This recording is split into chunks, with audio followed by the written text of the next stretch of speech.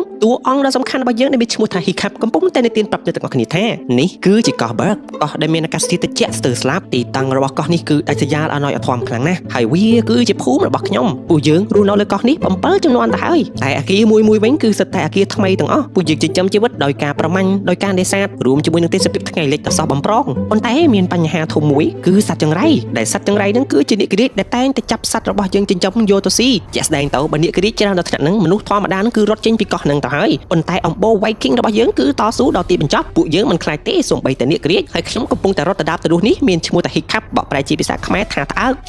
ชมูนี้เมื่อตะดูเจลอซ้ายแต่ก็ปรู้มาอย่างเคยสาบเผยกลุ่มเคียร์ได้จีไวกิ้งนั่นคือสแต่สำหรับเนียกริไวเนียกริบ้านคนแต่จำไรแต่ขยมรถโรแต่กระไรรู้แต่กำปูเนี่ยประมาณเนียกริดอจ่าบำพดนี้คือจีอปกระบอกขยมแต่กอดจีเมโกลสปอนนี่ตั้งมูลพังได้มีชมูทาสโตยเดอะแวสต์เนี่ยตั้งออกเคียร์กำชงเอาปกขยมเมียทุ่มให้ขยมเมียตุยแบบนี้ขยมก็ใช้มันด้วยได้เนียกริเอาไว้ก็ได้ก็เอาปกระบอกขยมมาได้คลาดได้คนแต่เนียกริมุ้ยคือกดแต่งแต่บร้อมเวียนชมูท่า Night Fury แต่เนียกริอมโบ Night Fury นี่คือวิฮอเลื่อนครั้งนะมีนนามุ้ยทลบคืนเบียนูเต้มาบัตรมาเต้ยังก็ปะเตะคืนเนี่ยภูมิแต่มูนั่งปลุกดับเพลิงยังทมลังเลินจังต้องก็ปะเตะคืนเนี่ยกริโดยโรยจังฮิคาร์บอยยังแต่บัตรกดคลายแมนปนใต้กดจองจุยไปจีจุนนตินีได้จังกดกระจองโยวุฒิบกดมาต่อโต้จิมูเนี่ยกริปนใต้กอบเบอร์บางอย่างเต้ากอบเบอร์คือจิมุดจัดระบลูกสโตยให้ก็จีเนี่ยจูละวุฒินตินีพังได้กดก็ใหญ่ท่าอ๋อฮิคามาช่วยกางเกียร์ขยมไหมมั้งช่วยจูละวุฒิสมันแต่จุบเลี้ยงไว้เนี่ยกริจมูเกโรเต้เตต้าฮิคาก็ตอบตัวเป็นทั้งขยมเฮียนเต้เคยสับให้ฮิคาร์บอยยังลึกแต่ยัวมวยนั่งกดเลิกมันจังรุยพองแต่ยังน่ากระดอยกดก็ปะเตะคืนขมิ้นโดเต้อายุสบายกว่านั่งปุกเกนั่งคลายหันครั้งแน่ปนใต้เนี่ยได้ทั่วออยฮิคาร์บอยยังจับเราเมียนกระตัวเลินนั่งมาคือจีอาร์สตรีทเคยปุกเกทั่วคางเย่ลอยจังฮิคาร์บอยยังนั่งก็จ้องแต่ช่วยปนใต้ลูกกอบเบอร์ก็หามคอร์ดได้กว่าแต่ยัยทางไอ้ฮิคาร์ไอ้จ้องตัวประหารเนี่ยสิส่งไปแต่เลิกอย่างยัวไอ้เลิกมันด้วยไอ้ก็วัดใส่นี่จับเนี่ยนั่งไอ้เฟิร์มมันก้าวฮิคาร์ก็ตอบเป็นทักก็มาร้องลูกปูกอบเบอร์ข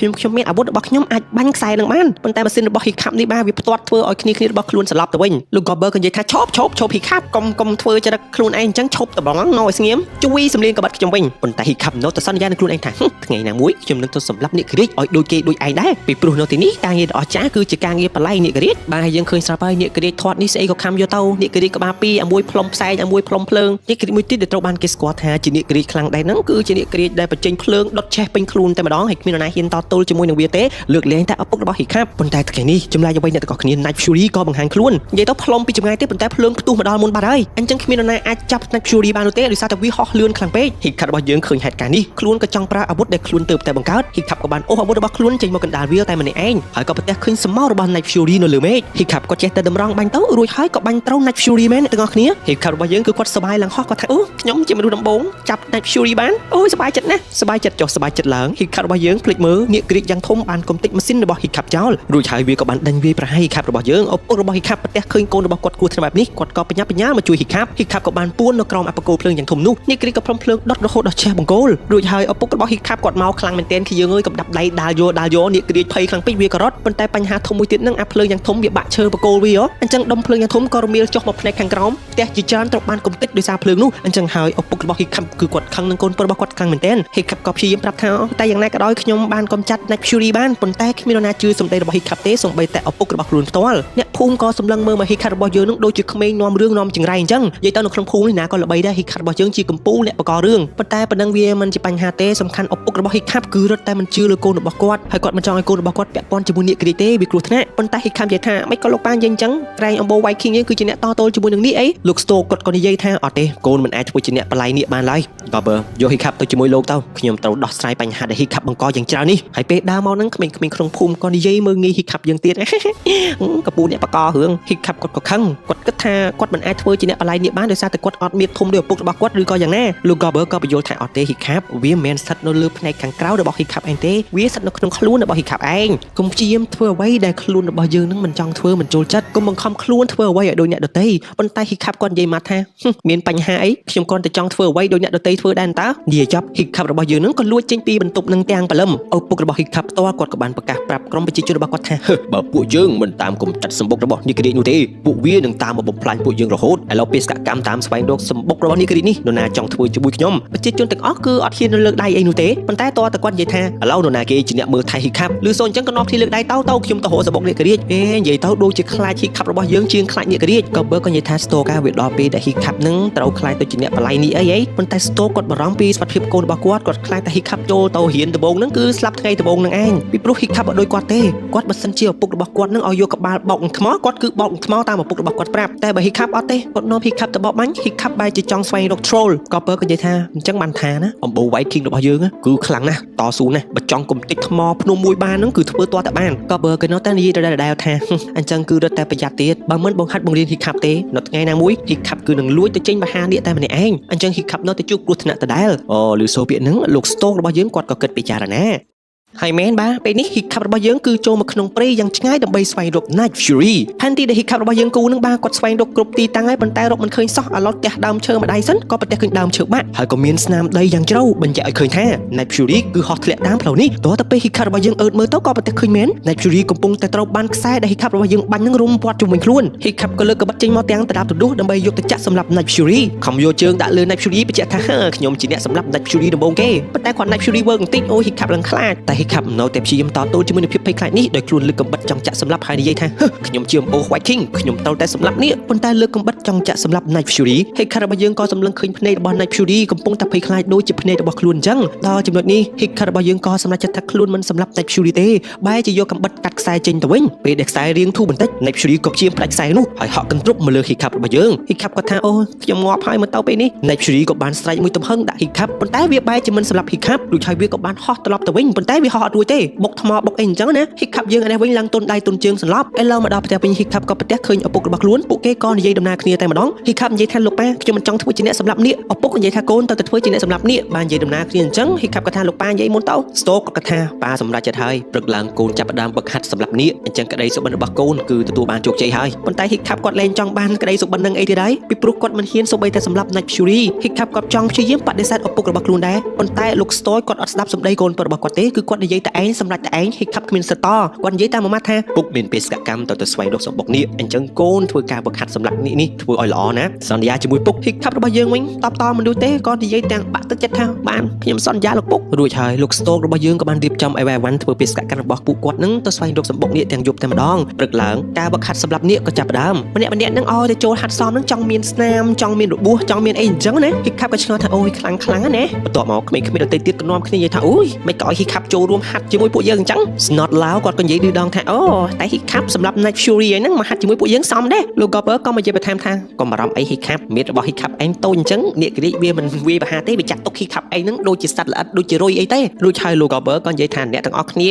នឹងប្រកួតប្រជែងជាមួយនឹងនាគក្រីកជាច្រើនប្រភេទគាត់និយាយពីនាគក្រីកមួយក្បាលនេះ Fish Leg របស់យើងដែលគាត់មានមាត្រធាត់ហ្នឹងគាត់ស្គាល់ទាំងអស់មានល្បឿនកម្រិត8មានកម្លាំងខ្លាំងកម្រិតណាលោក Gopper ក៏និយាយថាណែខ្ញុំជាគ្រូកុំមកបញ្យល់ Snot ឡាវក៏និយាយថាជប់សិនលោកគ្រូ Gopper អត់មានប្រាប់ពួកយើងពីវិធីស្អីទេប្រឡែងនាគក្រីកមកយកតែហ្មងហីលោក Gopper ក៏និយាយថានឹងហើយជាការវឹកហាត់របស់យើងអញ្ចឹងដំបូងនេះគឺជានាគមាត្រធាត់និយាយទៅនាគនេះឲ្យតែកិនលើយើងបាទក៏ធ្វើឲ្យយើងងាប់បានដែរដោយសារតែវានឹងធ្ងន់លោក Gopper ក៏សួរថាឥឡូវចាប់ផ្ដើមពីគេដំបូង Hiccup របស់យើងថារកគ្រូពេទ្យវាទៅជាអញ្ចឹងណាបាទចាប់ផ្ដើមដំបូងគឺត្រូវស្វែងរកខែលការពារហើយពីអ្នកបងប្អូនភ្លុះទាំងពីរនេះវិញនៅតែដើមខែលគ្នាទៅវិញទៅមកនាគក្រីកក៏ផ្លុំភ្លើងខ្ទាតខែលនឹងបាត់បន្តមកទៀតលោក Gopper ក៏ប្រាប់ឲ្យពួកគេនឹងដំឲ្យចំដែកនៅលើខែលនោះអញ្ចឹងសម្លេងរបស់ដែកទឹងនឹងធ្វើឲ្យនាគក្រីកនឹងចាប់ផ្ដើមមានគេហៅថាភ្នែកស្វាំងប៉ុន្តែពួកក្មេងៗនឹងបាទធ្វើប្រក្រាបនាគបានបន្តិចភ្លេចខ្លួនអញ្ចឹងទៅនាគក៏មានឱកាសផ្លុំភ្លើងចំពួកគេម្ដងម្នាក់រត់ផ្អើលទៅដល់វេ Hiccup របស់យើងវិញ Hiccup គាត់រត់យឺតហើយអាខែលនឹងក៏bịធ្ងន់អញ្ចឹងហើយគាត់ក៏បុកជាមួយនឹងថ្មនាគក្រីកនឹងក៏ចំផ្លុំភ្លើងសម្រាប់ Hiccup ប៉ុន្តែសំណាងល្អលោក Gopper របស់យើងមកជួយទាន់អញ្ចឹងហើយខ្សែភ្នែករបស់សិស្សដទៃទៀតក៏នាំគ្នាសើចចំអកឲ្យ Hiccup មើលទៅ Hiccup របស់យើងនឹងមិនស័ក្តិសមជាអ្នកបល័យនាគក្រីកនោះទេលោក Gopper ក៏ប្រាប់ទៅ Hiccup ថាចាំណា Hiccup នាគក្រីកជួបយើងគឺវានឹងសម្លាប់យើងវាមិនទុកជីវិតឲ្យយើងទេ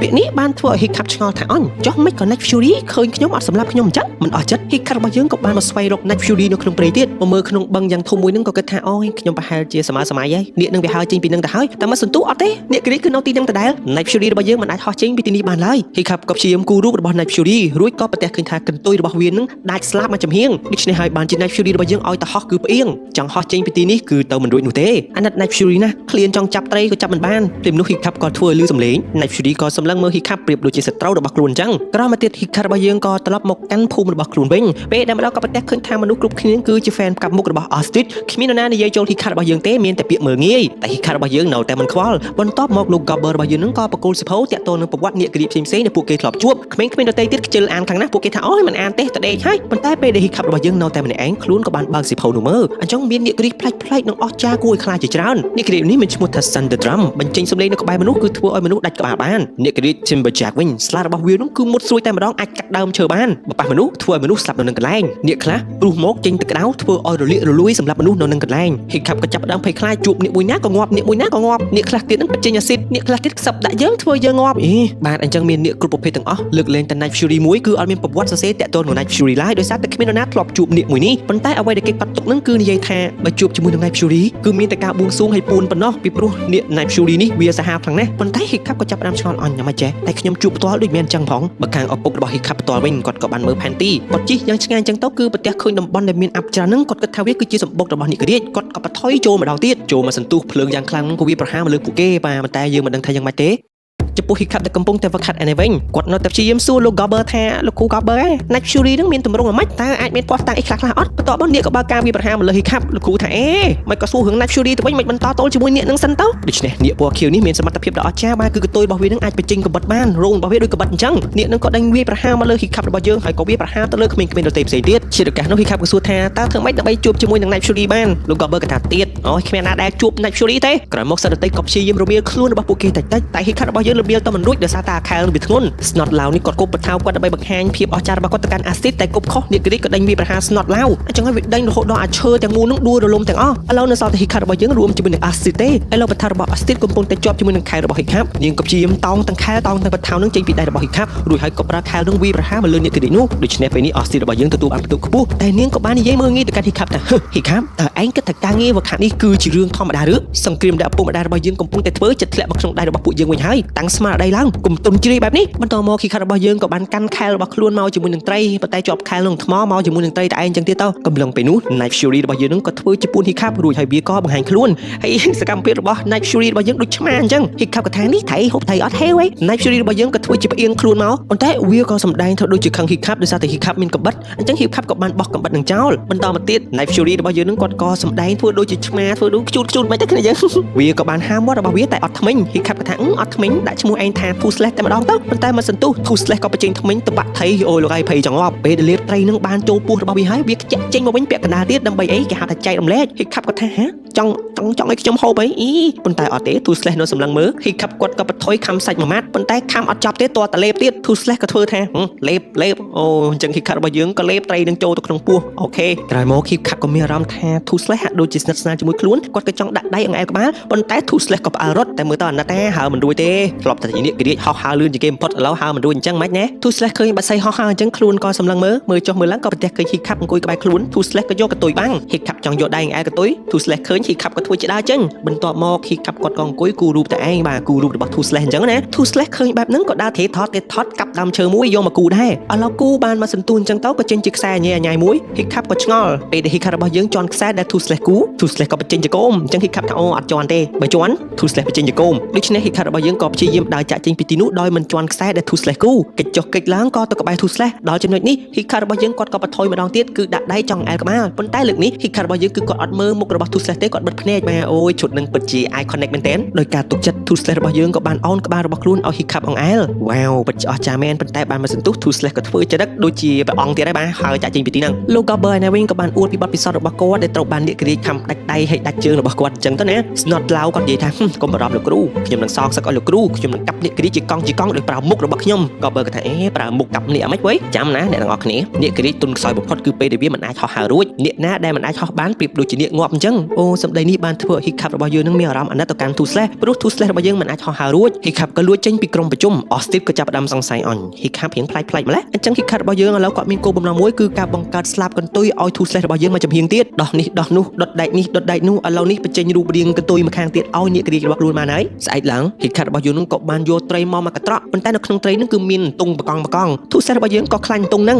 Hiccup ក៏បានទង់នឹងចោលកំឡុងពេលដែល Toothless របស់យើងកំពុងតែស៊ីត្រីយ៉ាងឆ្ងាញ់នោះ Hiccup របស់យើងគាត់ក៏ព្យាយាមភ្ជាប់អាស្លាបកន្ទុយមកចំហៀងទៀតនៅលើចុងកន្ទុយរបស់ Toothless ពេលដែលភ្ជាប់រួច Toothless របស់យើងក៏ចាប់ផ្ដើមមានអារម្មណ៍ស្អីគេជាប់កន្ទុយរបស់ខ្លួនអញ្ចឹង Toothless ក៏ទៅដាំងស្លាបរួចហើយ Toothless ក៏ហោះមកទំហឹងតែម្ដង Hiccup របស់យើងក៏បានទាញឲ្យកន្ទុយនឹងឲ្យបើកស្លាបរួចហើយ Toothless ក៏អាចហោះហើរបាន Hiccup ក៏និយាយថាវ៉ាវខ្ញុំធ្វើបាន Toothless អោនមើលឃើញ Hiccup នៅក្បែរហ្នឹងខ្លួននឹងខុសផ្អៀងអញ្ចឹង Hiccup ក៏ធ្លាក់ Toothless ក៏ហោះលេងរួចវិញឥឡូវ ឡូវនេះការវឹកហាត់បន្តគឺជាការតទល់ជាមួយនឹងនាគក្បាលពីរអញ្ចឹងនាគនឹងមួយក្បាលវាបញ្ចេញអ៊ូស្មានហើយក្បាលមួយទៀតនឹងបញ្ចេញភ្លើងព្រាបៗបាទប៉ុន្តែបញ្ហាគឺត្រង់ផ្សែងខ្លាំង Fishling ក៏នៅទិញមេរៀនតាក់ទងនាគក្រីកពីក្បាលហិកថាកុំទិញមើលខ្លាំងហើយពីអ្នកប្រុសនេះក៏ចេះទឹកខុសបាទឃើញ Astrid រួមជាមួយនឹង Rafnat នឹងស្មានតានាគក្រោយមកនាគនឹងក៏បានតាក់ជើងពួកគេដួលអញ្ចឹងទឹកនៅក្នុងដៃពួកគេទាំង4នាក់នឹងគឺអស់ហើយបន្ទាប់មកវាក៏បង្ហាញក្បាលរបស់វា Fishling របស់យើងនឹងក៏ចេះទឹកចំក្បាលនាគខុសនាគដែលបញ្ចេញផ្សែងតែពិតក៏ចេះទឹកចំនាគដែលបញ្ចេញភ្លើងឥឡូវគឺនៅសល់តែហិករបស់យើងទេតែហិករបស់យើងនឹងក៏ចេះទឹកអត់ដល់ដូច្នេះហើយអានាគបញ្ចេញភ្លើងវានៅបញ្ចេញមាត់របស់វាជីដូចជាខុសអញ្ចឹងណាគ្រប់គ្នាគិតថាងាប់ហើយដឹងតែវាបញ្ចេញភ្លើងឆាប់ឆេះពេញហ្នឹងហើយគ្រប់គ្នាក៏បារម្ភពីសុវត្ថិភាពរបស់ហិកប៉ុន្តែខុសការរំពឹងទុកហិករបស់យើងក៏បានដេញនាគក្រីកនឹងចូលទៅក្នុងទ្រុងគ្រប់គ្នាឡើងផ្អើលវ៉ាវអស្ចារ្យណាស់សូម្បីតែលោកយាយចំណាស់ប្រចាំភូមិក៏សម្លឹងមើលហិកដែរប៉ុន្តែពួកគេអត់ដឹងទេហិករបស់យើងគាត់យល់ពីនាគគាត់ក៏យល់ទង់នឹងមកបន្លាចនាគនឹងដើម្បីឲ្យចូលទៅក្នុងទ្រុងវិញ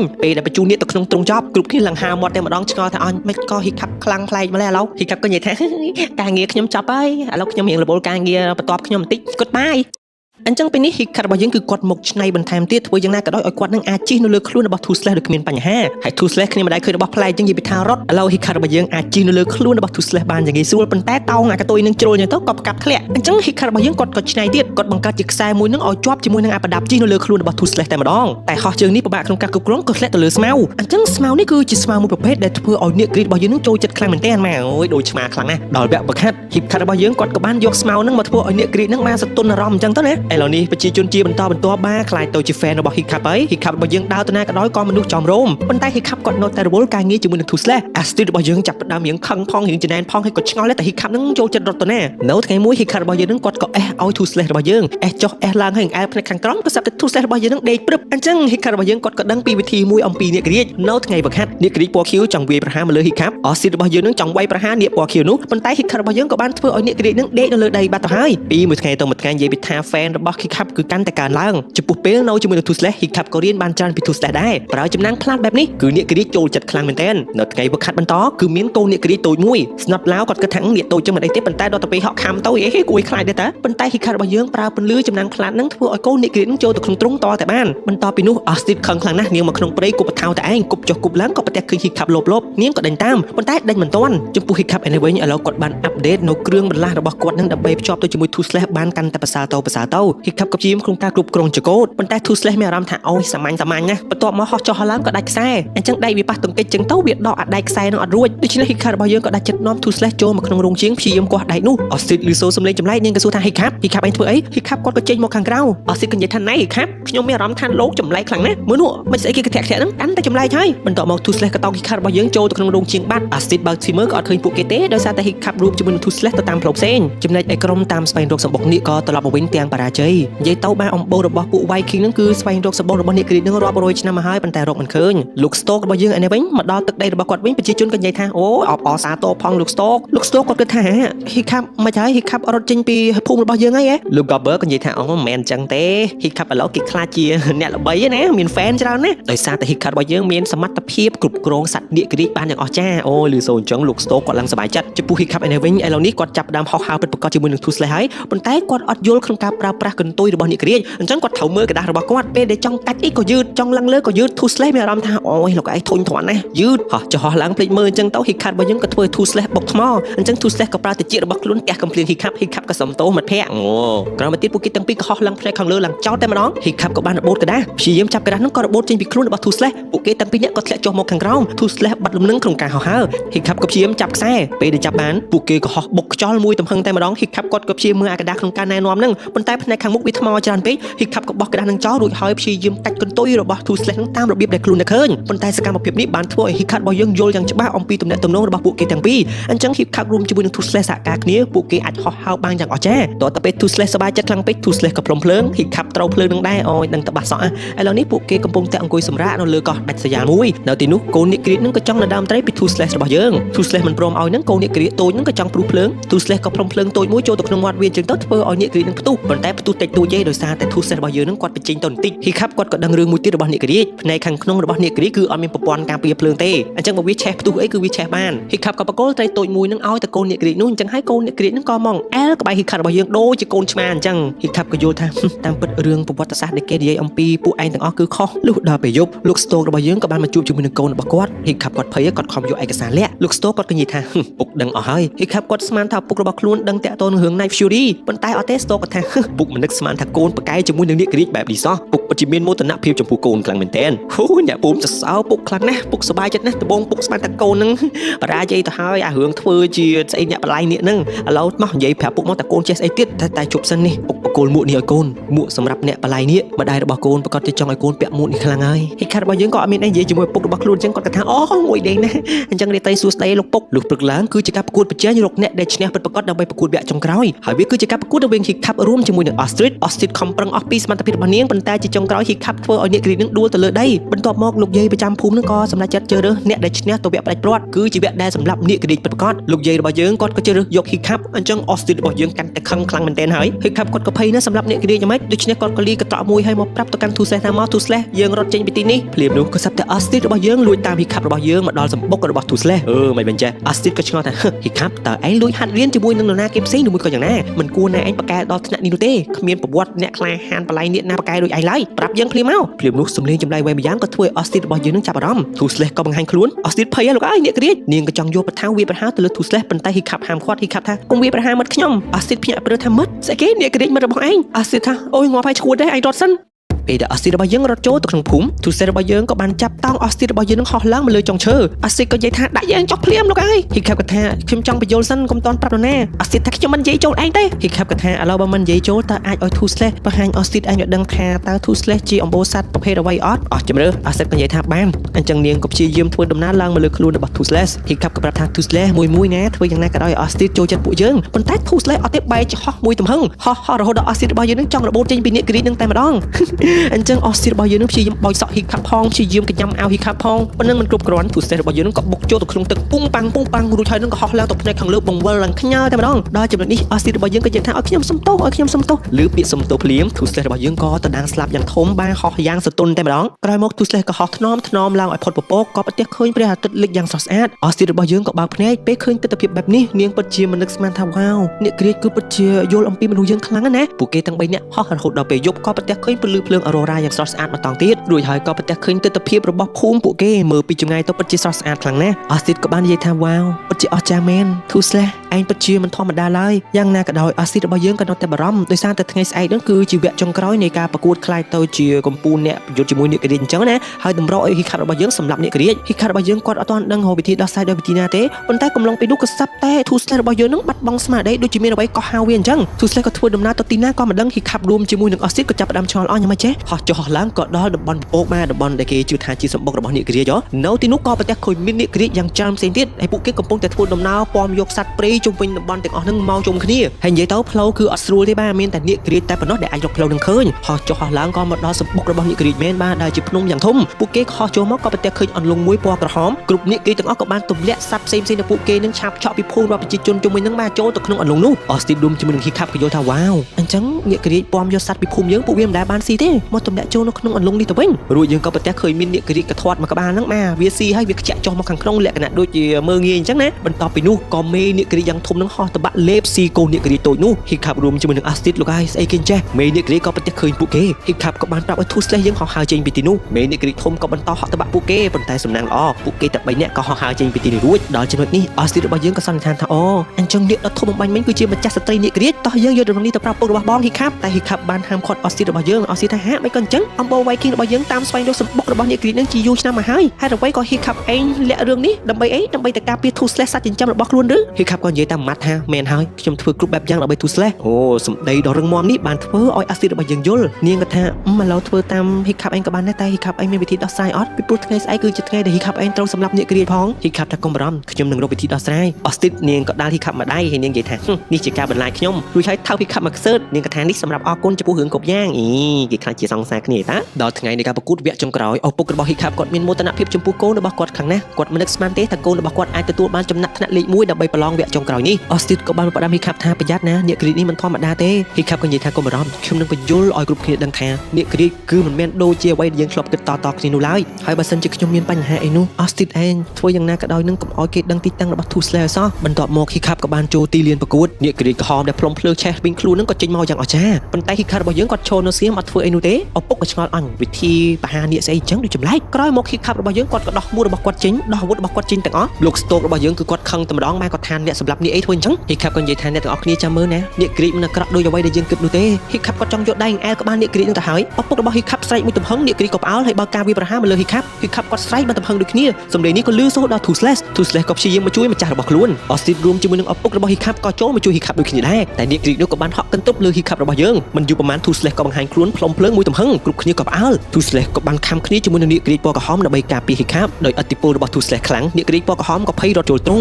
គ្រប់គ្នាក៏ផ្អើលសៃថា Wow Night Fury Hiccup ក៏ប្រាប់ឲ្យ Two Slash របស់យើងចាក់ចេញពីទីនោះប៉ុន្តែ Two Slash របស់យើងនៅចង់ការពារ Hiccup លោក Stoke របស់យើងចង់បើកការវាយប្រហារទៅលើ Two Slash អញ្ចឹង Two Slash ក៏ចង់វាយប្រហារបកពេលដែលចង់ផ្លុំភ្លើងសម្រាប់ឪពុករបស់ខ្លួន Hiccup ក៏សៃថាឈប់ភ្លាម Two Slash រួចហើយ Two Slash ក៏ស្ដាប់តាមសម្ដីរបស់ Hiccup ជាអកុសលលោក Stoke រួមជាមួយនឹងប្រជាជនរបស់គាត់ក៏បាននាំគ្នាចាប់កន្ទុកមកលើ Two Slash ធ្វើឲ្យ Two Slash របស់យើងនឹងតវ៉ាឡើងរួចលោក Stoke របស់យើងផ្ទាល់គាត់ក៏ខឹងកូនរបស់គាត់មិននឹកស្មានថា Hiccup របស់យើងនឹងលាក់រឿងអាចកំបាំងបែបនេះសោះហ៊ានតាក់ទងជាមួយនឹងនាគរាជទាំងអំបូរនាគរាជសម្រាប់ប្រជាជនរបស់ខ្លួននឹងជាច្រើនរយនាក់ Hiccup ក៏តបតទៅវិញថាយើងក៏សម្រាប់អំបូររបស់នាគរាជរាប់ពាន់ក្បាលដូចគ្នាហើយបើសិនជានាគរាជទាំងអស់នោះមិនយកចំណីទៅឲ្យម្ចាស់សតិរបស់វានៅសម្បុកទេនោះនាគរាជទាំងអស់នោះនឹងត្រូវគេស៊ីឬសូពាក្យនោះលោក Stoke ក៏ថាអញ្ចឹងកូនស្គាល់ទីតាំងសម្បុករបស់នាគរាជហ៎ Hiccup ថាអត់ទេខ្ញុំអត់ស្គាល់ទេមានតែ Two Slash អូច្រឡំមាត់បាននិយាយជ្រុលអញ្ចឹងលោក Stoke របស់យើងក៏ប្រមូលប្រជាជនរបស់គាត់ភ្លាមចង់ទៅរកសម្បុករបស់នាគរាជតែម្ដង Hiccup គាត់ក៏បញ្យល់ថាអត់ទេលោកពុកមិនអាចតទល់ជាមួយនឹងម្ចាស់សតិនាគរាជបានឡើយវាមិនមែនជាអ្វីដែលយើងធ្លាប់ដឹងនោះទេវាគ្រោះថ្នាក់តែលោកពុកអាចស្ដាប់ខ្ញុំម្ដងបានអត់ប៉ុន្តែលោក Stoke គាត់ក៏បានរុញកូនរបស់គាត់មួយទំហឹងហើយគាត់និយាយថាឯងមិនមែនជាកូនរបស់យើងទេអូយបាទសម្ដីនេះចាក់ដោតខ្លាំងណាស់អ្នកទាំងអស់គ្នាប្រជាជនទាំងអស់ក៏នាំគ្នាប្រមូលអាវុធរបស់ពួកគេហើយចង់ធ្វើបាប Two Slash របស់យើងនឹងយ៉ាងអណយអធមចំណែកឯ Hiccup ឯនេះវិញអ្វីក៏គាត់មិនអាចធ្វើបាន Hiccup គាត់ដឹងច្បាស់ណាស់បើសិនជាពួកគេជួបជាមួយម្ចាស់សតិនាគរាជគឺគ្មាននរណាមានជីវិតត្រឡប់មកវិញនោះទេសូម្បីតែឪពុករបស់ខ្លួន Austin ក៏និយាយថាឥឡូវតែយើងគួរធ្វើយ៉ាងម៉េចទៀត Hiccup គាត់ក៏ត្អូញត្អែស្ដាយក្រោយថាគាត់មិនគួរណាពាក់ព័ន្ធជាមួយនឹង Two Slash ឡើយហើយគាត់សួរខ្លួនឯងបើសិនជាគាត់សម្រាប់ Two Slash តាំងពីដំបូងតើវាទៅជាយ៉ាងម៉េច Austin និយាយថាកុំគិតអញ្ចឹងតែបើតែ Hiccup ឯងជាអំបូរ Viking ដំបូងដែលមិនសម្រាប់នាគរាជប៉ុន្តែ Hiccup ឯងគឺជាអំបូរ Viking ដំបូងដែលអាចជិះនាគរាជបានហើយខ្ញុំចង់សួរ Hiccup ឯងហេតុអ្វីបានជា Hiccup ឯងមិនព្រមសម្រាប់ Two Slash តាំងពីដំបូងឆ្លើយប្រាប់ខ្ញុំមក Hiccup គាត់រនឹកគាត់ក៏សារភាពថាដោយសារតែខ្ញុំឃើញភ្នែករបស់ Two Slash ភ័យខ្លាចដូចជាភ្នែករបស់ខ្ញុំ Austin ក៏និយាយថាអូឥឡូវនេះមិនដឹងថា Two Slash ភ័យខ្លាចកម្រិតណានោះទេ Hiccup របស់យើងគាត់ក៏នឹកឃើញវិធីមួយឥឡូវយើងនាំគ្នាធ្វើរឿងឈួតទេ Austin និយាយថាបងធ្វើរឿងឈួតតាំងពីដើមហើយតោះធ្វើទៀតក៏បានលោក Stoke របស់យើងឯនេះវិញបែរឥឡូវគាត់ចូលមកដល់តំបន់ពពកអាប់នឹងទៀតហើយប៉ុន្តែលើកនេះ Two Slash របស់យើងគាត់ក៏ងាកក្បាលទៅឆ្វេងងាកក្បាលទៅស្ដាំលោក Stoke គាត់ក៏បានបត់ទូករបស់គាត់នឹងតាមក្បាលរបស់ Two Slash ហើយបើខាងក្រុមក្មេងៗនេះវិញ Hiccup របស់យើងក៏បាននាំពួកគេមកជួបជាមួយនឹងនាគរាជម្នាក់និយាយធ្វើដូចជាមិនចូលចិត្ត Hiccup ទេប៉ុន្តែខ្សឹបប្រាប់អូយកំណត់ល្អជិះនាគរាជបើខាងឪពុករបស់ Hiccup ផ្ទាល់ពួកគេក៏ធ្វើដំណើរមកដល់សម្បុករបស់នាគរាជមែនលឺសូរសំឡេងឡើងរដាំងតែម្ដងតែចុះមកជន់លើដីភ្លាមក៏ស្រាប់តែសំឡេងនឹងស្ងាត់ជ្រាបរួចយើងក៏បកមករក Hiccup យ៉ាងវិញ Hiccup ក៏បានយកនាគរាជពណ៌ក្រហមចេញមកស្នត់ឡៅភ័យចង់យកកបិតតទល់ប៉ុន្តែ Austin ហាមឃាត់បន្ទាប់មក Hiccup ក៏បានយកដៃរបស់ Snot ឡាវយើងមកអែលក្បាលលើនាគរាជនោះអញ្ចឹងពួកគេក៏យល់ចិត្តគ្នាហើយដូចមាននាគរាជប្រមាណក្បាលផ្សេងទៀត Hiccup ក៏និយាយថាដើម្បីជិះនាគរាជនឹងបានយើងត្រូវការខ្សែខ្លះចំពោះលោក Stoke យើងឯនេះវិញគាត់ក៏បានរៀបចំសង្គ្រាមរបស់គាត់ចង់វាយប្រហារទៅលើនាគរាជពួកគេក៏បានគប់ថ្មយ៉ាងធំដើម្បីទម្លុះប្រហោងភ្នំពេលដែលគាត់ចូលមកមើលទៅក៏ប្រទះឃើញថាលោកអើយនាគរាជឡើងអញ្ញៃពួកគេក៏ស្រែកមួយទំហឹងដើម្បីដេញនាគរាជចេញពីទីនោះហើយម្នាក់គិតចង់វាយប្រហារជាមួយនឹងនាគរាជប៉ុន្តែនាគរាជអត់មានវាយពួកគេនោះទេគ្រប់គ្នាក៏ថាអញស្រួលម៉េះដេញនាគរាជចេញពីសបុកប៉ុណ្ណឹងទេលោក Stoke ក៏សម្លឹងមើល Two Slash ក៏ប្រទះឃើញ Two Slash នៅតែភ័យដូច្នេះសង្គ្រាមនេះគឺអត់ទាន់ចប់ទេគិតមិនបានប្រហែលផងអ្នកទាំងអស់គ្នាអើយម្ចាស់សតិនាគរាជក៏បានបញ្ចេញសម្លេងមួយទំហឹងតែម្ដងម្នាក់ឡើងចង់គាំងគ្នាយើងអត់ដឹងធ្វើម៉េចទេក៏ហៅផ្លូវរត់ប៉ុន្តែម្ចាស់សតិនាគរាជក៏បានផ្លុំភ្លើងឆេះទូករបស់ពួកគេអស់ Stoke រួមជាមួយនឹង Gobber ក៏ព្យាយាមជំលះប្រជាជនរបស់ខ្លួនទៅផ្នែកម្ខាងទៀតនេះក៏ហើយពួកគេទាំងពីរផ្ទាល់លះបង់ជីវិតរបស់ពួកគេដើម្បីបញ្ឆោតនាគរាជនឹងកុំឲ្យចាប់អារម្មណ៍ប្រជាជនដទៃតែព្រាមនោះក៏សាប់តែមានភ្លើងយ៉ាងធំនឹងបុកចំក្បាលរបស់ម្ចាស់សតិនាគរាជពួកគេក៏ប្រទះឃើញក្មេងៗទាំងអស់នឹងជិះនាគរាជមកអូយម្នាក់ឡើងថាវ៉ាវទៅរួចដែរ Fish របស់យើងគាត់មានធាត់ចឹងគាត់ក៏ជិះនាគរាជធាត់ពីអ្នកបងប្អូនភ្លោះ ជាអ្នកក្រីក្បាល2ម្នាក់ទៀតជាអ្នកក្រីក្រហមចឹងទៅហ៊ីខាប់រួមជាមួយនឹងអស់ស៊ីតជាអ្នកក្រីពណ៌ខៀវហ៊ីខាប់របស់យើងក៏បានបែងចែកការងារហ៊ីខាប់របស់យើងប្រាប់ឲ្យមិត្តភក្តិទាំងពីររបស់ខ្លួននឹងបញ្ឆោតអ្នកក្រីនោះចំណែកឯពីរអ្នកបងប្អូនភ្លោះនេះធ្វើយ៉ាងណាក៏ដោយឲ្យអ្នកក្រីនឹងខឹងសបាចំពោះហ៊ីខាប់របស់យើងផ្ទាល់នឹងគាត់ទៅជួយ Two Slash សិនឥឡូវបាននិយាយពីពីរអ្នកបងប្អូនភ្លោះអ្នកក្រីនេះផ្លុំមកសាហាវកិច្ចមកតំហឹងដែរហ្នឹងណាស្នត់ឡាវរួមជាមួយនឹង Fish Shack នឹងព្យាយាមយកដៃនឹងគោះឲ្យលឺសូរសំឡេងម្ចាស់សតិអ្នកក្រីក៏វេស្មារតីមែនប៉ុន្តែយើងគោះដៃអញ្ចឹងអ្នកក្រីដែលពួកគេជីនឹងក៏វេស្មារតីដែរអញ្ចឹងគាត់ធ្វើឲ្យ Fish Shack របស់យើងនឹងគាត់ធ្លាក់មកខាងក្រោមប៉ុន្តែគ្មានបញ្ហាទេគ្រាន់តែអ្នកក្រីកិនដូច្នេះដល់វគ្គរបស់ស្នត់ឡាវរបស់យើងវិញហើយគាត់ក៏បានហក់មកលើក្បាលរបស់អ្នកក្រីយកញញួរដំភ្នែកអ្នកក្រីតែម្ដងម្ចាស់ស្ត្រីអ្នកក្រីក៏បានវត្តកន្ទុយមួយទំហឹងធ្វើឲ្យសំពូដែលហ៊ីខាត់របស់យើងព្យាយាមជួយ Two Slash មានបញ្ហាលើចូលទឹកហ៊ីខាត់របស់យើងព្យាយាមជួយដោះយ៉ាងណាក៏ដោយក៏ដោះមិនរួចដោយសារតែកម្លាំងរបស់ខ្លួនខ្សោយឥឡូវចូលមកដល់ក្នុងទឹកយូរពេកហ៊ីខាត់របស់យើងនឹងក៏អស់ដង្ហើមសំណាងល្អឪពុករបស់ខ្លួនក៏ជួយទាន់បន្ទាប់ពីនោះស្តូករបស់យើងក៏ចុះទៅក្នុងទឹកវិញដើម្បីជួយ Two Slash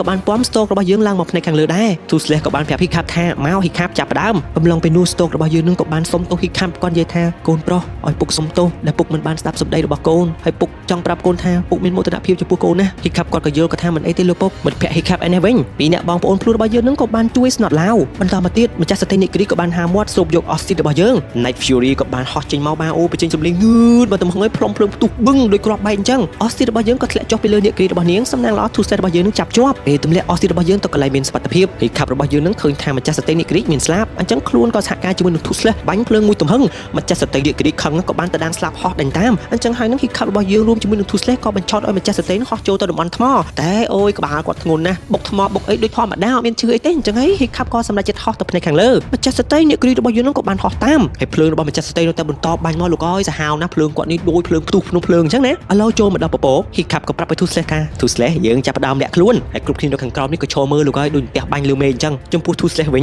ញពេលដែលវាងឹតអញ្ចឹង Two Slash ក៏បានបាញ់ពីក្រោយបាញ់ពីមុខម្ចាស់សតិនិក្រីកំរោលវាក៏បានព្រមភ្លើងមួយទំហឹងដូចផ្ទុះបរមាណូអ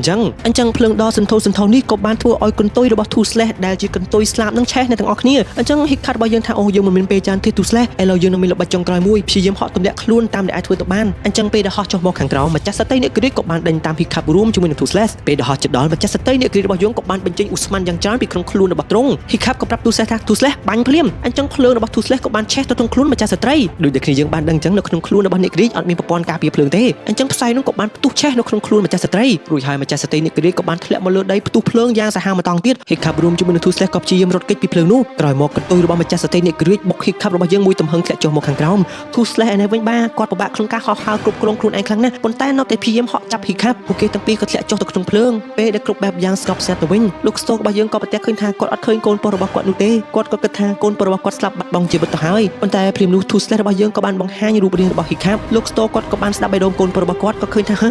កូននៅមានជីវិតទេតែយ៉ាងណាក៏ដោយ Gobber ក៏ថាជើងរបស់ហ៊ីខាប់មានបញ្ហាយ៉ាងណាក៏ដោយគ្រប់គ្នាក៏អបអរសាទរអរគុណដល់ហ៊ីខាប់អស់រយៈពេលយ៉ាងយូរហ៊ីខាប់របស់យើងភ្ញាក់មកវិញក៏ប្រទះឃើញថាមិនក៏ Two Slash នៅក្នុងបន្ទប់របស់ខ្ញុំអញ្ចឹងតើនេះគឺជាការយល់សប្តិឬក៏យ៉ាងណាហើយរឿងដ៏ធំនៅក្នុងជីវិតមួយទៀតហ៊ីខាប់របស់យើងគាត់ដឹងថាគាត់ដាច់ជើងមកចំហៀងប៉ុន្តែហ៊ីខាប់គឺគាត់អាចទទួលយកបានដើរមិនត្រង់ផ្លូវទេ Two Slash របស់យើងនឹងក៏ជួយយើងទៅចេញមកខាងក្រៅក៏ប្រទះឃើញងាប់ហើយមិនក៏នៀកច្រើនដែរតើតបើកទ្វារមើលម្ដងទៀតក៏ប្រទះឃើញនៀកក្រិចឥឡូវរស់នៅជាមួយប្រជាជននៅទីនេះហ่าឪពុករបស់ហ៊ីខាប់ក៏និយាយថានេះជាអ្វីដែលកូនបង្ហាញដល់ពួកជើងឥឡូវពួកយើងរស់នៅជាមួយនឹងនៀកក្រិចហើយប្រជាជនទាំងអស់ឃើញហ៊ីខាប់របស់យើងភ្ញាក់គ្រប់គ្នាក៏អបអរសាទរអាស្ទីរបស់យើងវិញមកក៏ដើរមកដៃចំហ៊ីខាប់ធ្វើនាងភ័យតែនាងក៏បានថោកហ៊ីខាប់មកខ្សើដែរដោយសារហ៊ីខាប់ដឹងខ្លួនវិញបន្តមកទៀតក៏ដល់វេនដែលអ្នកក្លាហានវ័យក្មេងរបស់យើងទាំងប្រមាណនាំគ្នាជិះនៀកក្រិចប៉ុណ្ណឹងហើយរឿងរបស់យើងក៏ដល់ទីបញ្ចប់តើរបស់យើងដំបូងបង្ហាញឲ្យឃើញទស្សនវិជ្ជាភូមិដ៏ស្រស់បំព្រងហើយនេះគឺជាបឺកឥឡូវនេះទឹកដីបឺករបស់យើងគឺកែប្រែច្រើនមែនទេតែម្ដងមនុស្សដទៃអាចនឹងថាពេលទំនេរពួកគេប្រកួតកម្មវិធីផ្សេងគ្នាអាចប្រកួតប៉ុណ្ណឹងសេះប្រកួតរត់ឬមួយក៏ការប្រកួតផ្សេងប៉ុន្តែការប្រកួតនៅក្នុងភូមិបឺកនេះគឺប្លែកពីគេដោយសារតែវាគឺជាការប៉ុណ្ណឹងនៀកក្រិចអូពេលនេះនៀកក្រិចកំពុងតែហោះឆ្លងកាត់ពេញលើភូមិអញ្ចឹងទៅហើយជាមរបស់យើងនឹងឯងគឺជាបន្ទុកសម្រាប់អ្នកប្រកួតទាំងអស់ហើយនេះបាទអ្នកប្រកួតរបស់យើងទី1ដែលគាត់មានឈ្មោះថា Fish Leg គាត់ចាប់បានសត្វជាមួយក្បាលភ្លាមនោះ Snot Loud របស់យើងក៏បានដណ្ដើមសត្វជានោះពី Fish Leg តែអ្វីដែលធ្វើឲ្យយើងហួសចិត្តទៀតនោះ Snot Loud របស់យើងគាត់បែរជាបកគលជានោះទៅឲ្យ Ruffnut ដោយសារតែអីពេលនេះទាំង Fish Leg រួមជាមួយនឹង Snot Loud នឹងគឺលងស្នេហ៍ជាមួយនឹង Ruffnut ប៉ុន្តែ Ruffnut ក៏សម្ដែងអារម្មណ៍ថាអូយគួយខ្ពើមណាស់ Ruffnut ដែលជាបងប្អូនខ្លួនរបស់ Ruffnut ថាអើយកំផឹងស្អី Ruffnut មិនចូលចិត្តពួកឯងទេបន្ទាប់មកទាំងពីរអ្នកបងប្អូនក៏បានប្រើផ្សែងបាទដុតលេងរបៀបអញ្ចឹងទៅចំពោះលោក Story របស់យើងផ្ទាល់បាទគាត់គឺជាអ្នកដាក់បន្ទុកគាត់ក៏ថាវ៉ាវពីអ្នកបងប្អូនខ្លួនពិតជាអស្ចារ្យណាស់តែចម្លែក Fish Leg and Snot Loud មិនអត់ទាន់បានមកបន្ទុកអញ្ចឹង Ostrich អនាគតកូនប្រសាខ្ញុំបាន3បន្ទុកហើយកូនប្រុសក្បាលរឹងរបស់ខ្ញុំហ៊ីខាប់តាណាទៅហើយចំពោះ Ostrich ក៏ខឹងថាងាប់ហើយប្រកួតម៉ាក់ហ្នឹងខ្ញុំមិនឈ្នះ Snot Loud គាត់មិនខ្វល់ទេគាត់ថាអត់ទេ Ruffnut ជាស្នេហាជាពនាងរបស់ខ្ញុំព្រមធ្វើគ្រប់បែបយ៉ាងឲ្យតានាងសប្បាយ Ostrich ក៏ឆ្ងល់អូយលោកអើយនេះបានគេថាស្នេហាធ្វើឲ្យមនុស្សឈួត មែនកាមុនរ៉ាហ្វណាត់ចង់ឲ្យកប់ស្នប់ឡៅឯងទាំងរួមអត់ខ្វល់អត់គិតអីទេក្នុងឱកាសនេះយើងក៏ឈានមើលនៅក្នុងភូមិបឺកបន្តិចថាតើគេអាប់ដេតអ្វីខ្លះអញ្ចឹងនៅទីនេះគឺមានទឹកសម្រាប់អ្នកក្រៀកផឹកមានត្រីសម្រាប់អ្នកក្រៀកស៊ីហើយមានទីតាំងសម្រាប់ថែរក្សាគោអ្នកក្រៀកតូចៗហើយបើមានភ្លើងឆេះរក្សាអ្នកក្រៀកអីគេមានប្រព័ន្ធទឹកនៅលើដំបូលនៃភូមិតែម្ដងមកទេងតន្តិចគឺទឹកនឹងបឡត់ភ្លើងបាត់យ៉ាងណាក៏ដោយទោះបីជាបន្ទុកបងប្អូនភ្លោះនឹងវាច្រើនកម្រិតណាបើនរណាគេចាប់បានសត្វជាមពណ៌ខ្មៅម្នាក់នោះគឺជាអ្នកឈ្នះអញ្ចឹងអស់ទីរបស់យើងថាខ្ញុំតើតែប្រឹងដណ្ដើមយកសត្វជាមពណ៌ខ្មៅនឹងឲ្យបាន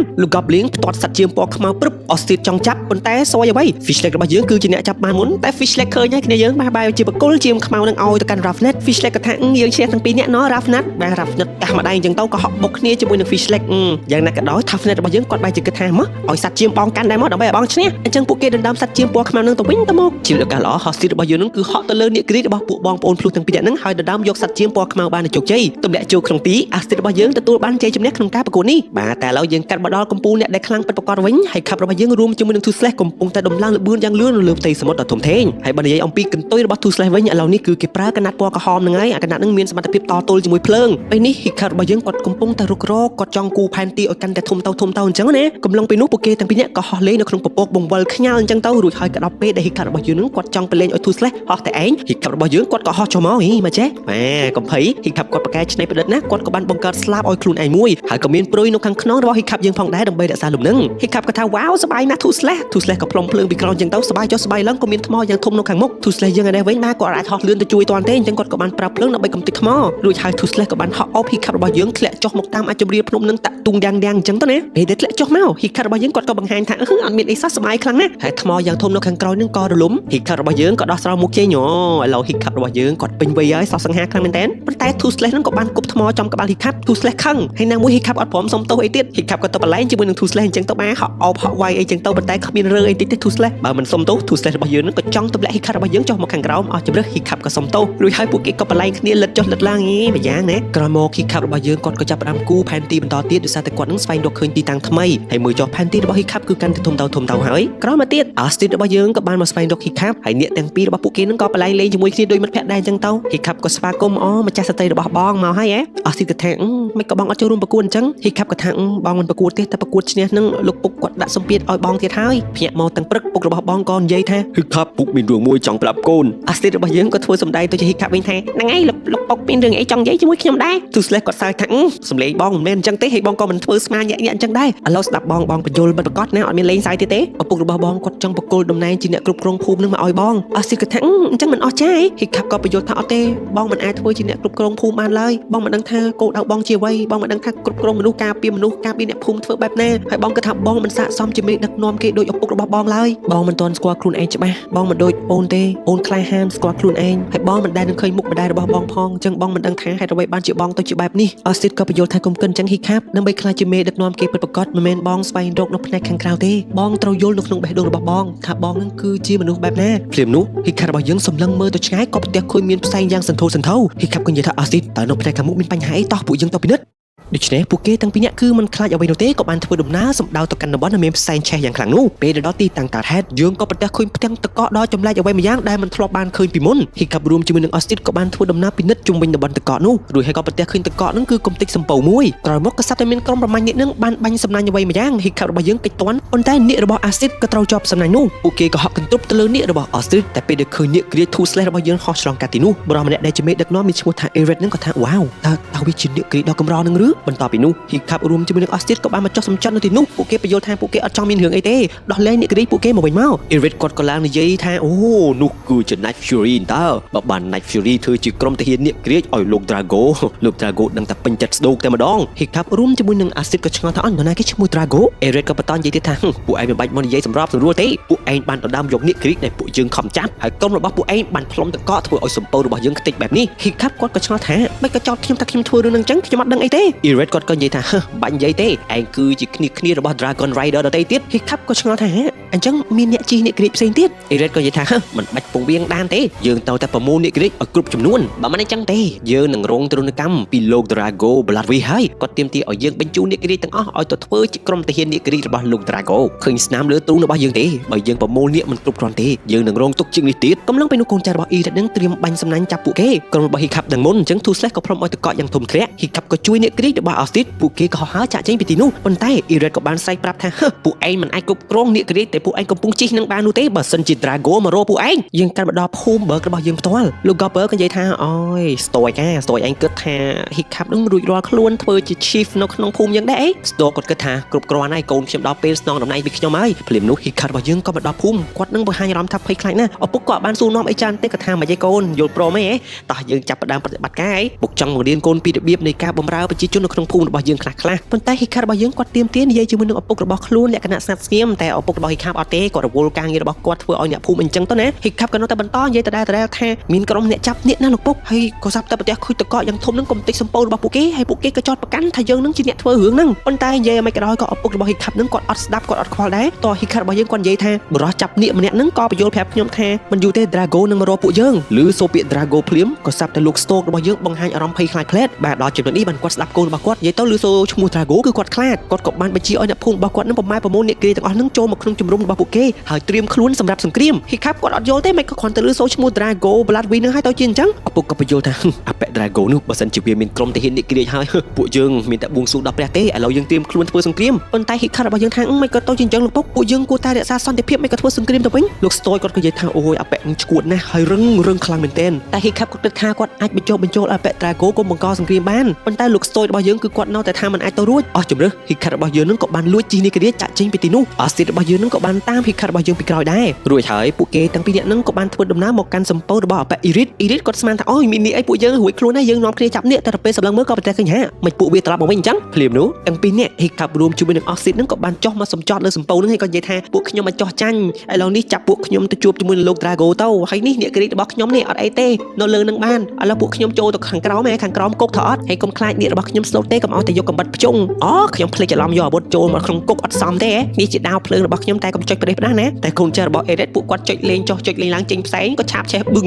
គិតយ៉ាងម៉េចដែរលោក Erit តាមពិតទៅសត្វនាគគឺជាសត្វដ៏សតុនចិត្តល្អហើយឆ្លាតលោកមិនបាច់ខ្លាចថាពួកវាមិនស្ដាប់យើងនោះទេ Erit នឹងគាត់ក៏បានគប់អាដាវនឹងចេញអញ្ចឹងទៅនេះរបស់ Ossit ក៏រើសអាដងដាវនឹងមកវិញនិយាយទៅឆ្លាតហ្មងនាគរាជបើមិនជឿនេះខ្ញុំអាចឲ្យលោក Erit ឯងឡើងជិះលើ Night Fury របស់ខ្ញុំបានព្រោះតែឡើងជិះទៅហើយក៏សាប់តែមាននរណាម្នាក់មកចាប់ខ្លួនរបស់ Hiccup Toothless របស់យើងចេញការពារតែម្ដងណាតែអត់ហងមិត្តភក្តិរបស់ Hiccup តាវាចម្លែកស្អីនេះ Rafnat របស់យើងនេះក៏ប្រទះឃើញលោក Erit របស់យើងសាច់ដុំគាត់ធំអញ្ចឹងបាញ់សំណាញ់មក Rafnat ក៏លងស្នេហ៍ហើយក៏និយាយថាបាញ់អូនមកបងបាញ់សំណាញ់មករកអូនមកក្រោយមកទៀត Hiccup ក៏បានចុះមកលើសម្ពោធដោយសុវត្ថិភាពឪពុករបស់ Hiccup លោក Gopper នឹងក៏ចុះមកសម្ចតដែរ Erit ក៏ណែនាំឈ្មោះរបស់គាត់ប៉ុន្តែលោក Stoy របស់យើងមិនខ្វល់នោះទេ Stoy គាត់ក៏និយាយថាមកកូនត្រឡប់ទៅផ្ទះវិញកូននៅមានទំនួលខុសត្រូវជាច្រើន Hiccup ក៏តបទៅវិញថាហ្នឹងហើយខ្ញុំអត់ទៅវិញទេដោយសារតែខ្ញុំទៅទទួលខុសត្រូវនេះ Stoy គាត់ក៏បញ្យល់ថារឿងរបស់ Drago គឺជារឿងដ៏រន្ធត់មួយដែលពុកបានជួបតែពីយូរយារណាស់មកហើយក្រុមមេកុលសម្ព័ន្ធផ្សេងជួបជុំគ្នាដើម្បីរកវិធីដោះស្រាយតទល់ជាមួយនឹងនាគរាជ Drago ក៏បានចូលមកប្រជុំដែរពេលនោះ Drago គឺនិយាយសម្ដីផ្អែមល្ហែមទន់ភ្លុំថ្នមថ្នាក់ដោយប្រកាសថាបើសិនជាពួកយើងដែលជាមេកុលសម្ព័ន្ធទាំងអស់ចង់រស់នៅបានសុខគ្មានបញ្ហាជាមួយនឹងនាគរាជលុះត្រាតែពួកយើងគោរព Drago ដូចជាស្ដេចរួចហើយពួកយើងក៏នាំគ្នាសើច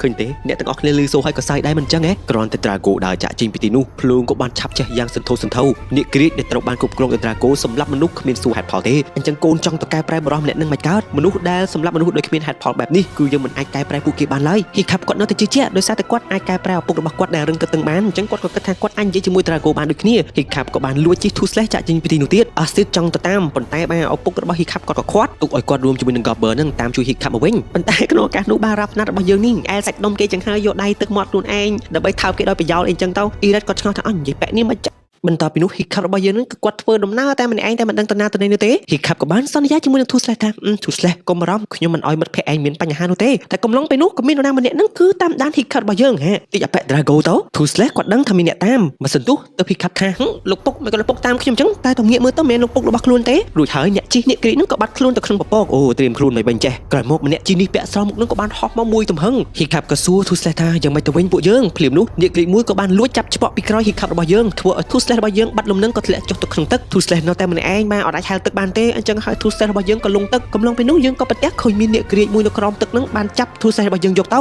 Hiccup ក៏បានសែកប្រាប់ម្នាក់ពាក់ស្រោមមុខនឹងថាជួយអ្នកគ្រាចខ្ញុំផង Toothless មិនចេះហែលទឹកនោះឡើយក្រោយមកទៅ Hiccup របស់យើងគាត់ប្រទះឃើញអត្តកកស្រួយដែលបានបាញ់សម្ពោអាប៉ែ Irit បន្ទាប់ពីនោះពួកគេក៏ធ្វើដំណើរចូលទៅក្នុងរោងភ្នំយ៉ាងជ្រៅហើយងងឹតសូនឆឹងតែម្ដងអ្នកគ្រាចទាំងអស់ក៏បានរុំព័ទ្ធ Hiccup របស់យើងរួមជាមួយនឹងមនុស្សអាត់កំបាំងដែលបានពាក់ស្រោមមុខនឹងដែរ Hiccup ក៏បង្ហាញសមត្ថភាពដ៏អស្ចារ្យរបស់ខ្លួនក្នុងការគ្រប់គ្រងអ្នកគ្រាចដោយបានប្រើ ดาวเพลิงนู่ម្នាក់ពាក់ស្រោមមុខហ្នឹងក៏ស្ងាយសរសើរចំពោះហ៊ីខាប់ដែលចេះទេពកោសលនេះក្រោយមកហ៊ីខាប់ក៏បានប្រើផ្សែងនឹងរុំព័ទ្ធជុំវិញខ្លួនហើយដុតឲ្យវាឆេះអ្នកក្រៀកហ្នឹងក៏នាំគ្នាស្ងាយសរសើរហ៊ីខាប់ទៀតហ៊ីខាប់ក៏ចង់អែលក្បាលអ្នកក្រៀកមកក្បាលនៅក្នុងចំណោមអ្នកក្រៀកដទៃផ្សេងទៀតភ្លាមនោះអ្នកក្រៀកធំហ្នឹងក៏បានជួយធូរស្លេះរបស់យើងទម្លាក់ក្បាលហ៊ីខាប់អូហ៊ីខាប់បានជួបជាមួយនឹងធូរស្លេះវិញហើយធូរទ្រូងតិចចំណែកឯម្នាក់ដែលពាក់ស្រោមមុខអាតកំបាំងនោះក៏បានប្រើដំបងរបស់គាត់បញ្ជាឲ្យអ្នកក្រៀកទាំងអស់ហ្នឹងហាមាត់របស់ពួកគេឲ្យបញ្ចេញភ្លើងបាទសមត្ថភាពនេះមួយកម្រិតទៀតគេហៅថាគ្រូខ្លាំងតែម្ដងជនអាតកំបាំងនោះក៏បន្តសមត្ថភាពរបស់ខ្លួនមកធ្វើឲ្យធូរស្លេះរបស់យើងនឹងដេកទៅលើដីអូ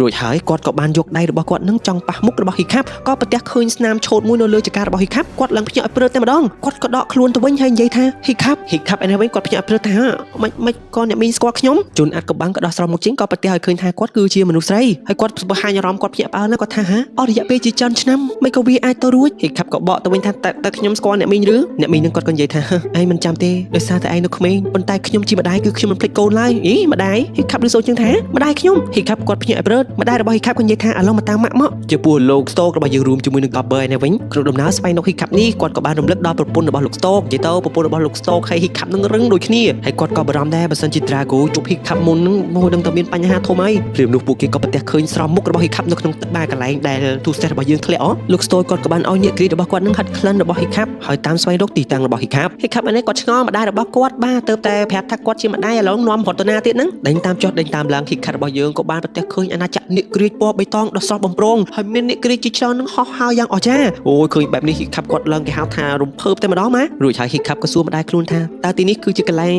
ដែលអ្នកម៉ែស្នាក់នៅ20ឆ្នាំឬម្ដាយរបស់ហ៊ីខាប់គាត់មានឈ្មោះថា Walker គាត់ក៏តបទៅវិញថាត្រូវហើយតើកូនពេញចិត្តកន្លែងនេះឬអត់តើកូនអត់ស្អប់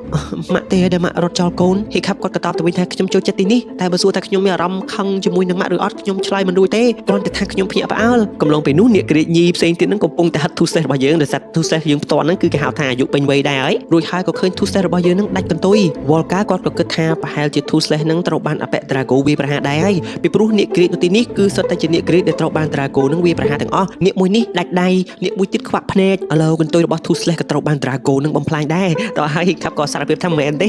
កន្ទុយរបស់ទូសេះគឺជាកំហុសខ្ញុំតែយ៉ាងណាក៏ដោយនេះខ្ញុំក៏ដាច់ជើងមួយវិញសងឲ្យគ្នាទៅវិញទៅមកហើយឥឡូវនៅភូមិបឺករបស់យើងប្រជាជនទាំងអស់គឺរស់នៅជាមួយអ្នកក្រៀកយ៉ាងសុខសាន្តឮសូរអញ្ចឹង Volca របស់យើងក៏អត់ជឿទេគាត់ថាកុំនិយាយលេងកូនហ៊ីខាប់ថារឿងប៉ិតណាម៉ាក់ Volca ក៏បញ្យល់ថាម៉ាក់ក៏ចង់ជឿដែរតែមនុស្សខ្លះរឹងណាស់កែយ៉ាងណាក៏កែមិនបានដែរពេលដែលម៉ាក់នៅក្នុងភូមិបឺកឪពុករបស់កូនគឺចង់សម្រាប់តែនេះតែម៉ាក់ចង់រកតែវិធីស្ងប់សុខកំឡុងពេលនោះម៉ាក់ក៏ប្រទះឃើញអ្នកក្រៀកធំដែលនៅជាមួយនឹងម៉ាក់សពថ្ងៃនេះចូលទៅកន្លែងកូនម៉ាក់ស្មានថាអ្នកក្រៀកនឹងចាប់ស៊ីកូនបាត់ទៅហើយប៉ុន្តែពេលដែលម៉ាក់ទៅទាន់ក៏ប្រទះឃើញហាអ្នកក្រៀកយ៉ាងធំនេះគឺជាសត្វដ៏ឆ្លាតហើយស្លូតវាកំពុងតែបលែងលេងជាមួយនឹងកូនតែចៃដន្យទេដែលកញ្ចក់របស់អ្នកក្រៀកនេះធ្វើឲ្យកូនមានស្នាមមកដល់សប្តាហ៍ថ្ងៃឪពុករបស់កូនឃើញអ្នកក្រៀកភ្លាមក៏បើកការពីប្រហាររួចហើយអ្នកក្រៀកនោះក៏បានចាប់ម៉ាក់យកមកជាមួយនេះប្រហែលជាអ្នកនេះគិតថាម៉ាក់ស័ក្តិសមរស់នៅទីនេះការពារអ្នកក្រៀកដទៃផ្សេងទៀតហើយម៉ាក់គិតថាបើម៉ាក់ត្រឡប់ទៅវិញក៏ម៉ាក់មិនអាចរស់នៅជាមួយឪពុកកូនបានហើយក៏អាចនាំគ្រោះថ្នាក់ដល់កូនអញ្ចឹងម៉ាក់ក៏សម្រេចចិត្តនៅទីនេះមើលថែអ្នកក្រៀកទាំងអស់ព្រោះម៉ាក់មិនអាចសម្លាប់អ្នកក្រៀកបានឡើយហ៊ីខាប់គាត់ក៏សើចថាម៉ាក់ដូចខ្ញុំដែរខ្ញុំក៏មិនអាចសម្លាប់អ្នកក្រៀកបានដែរអញ្ចឹងអ្នកដែលចាប់ម្ដាយរបស់ហ៊ីខាប់យកមកហ្នឹងគឺគាត់ដឹងថាម្ដាយហ៊ីខាប់មានតួនាទីសំខាន់នៅទីនេះគឺតួនាទីជាជំនួយការទៅកាន់អំបូរនាគដ៏ធំសម្បើមមួយបាទដែលជា B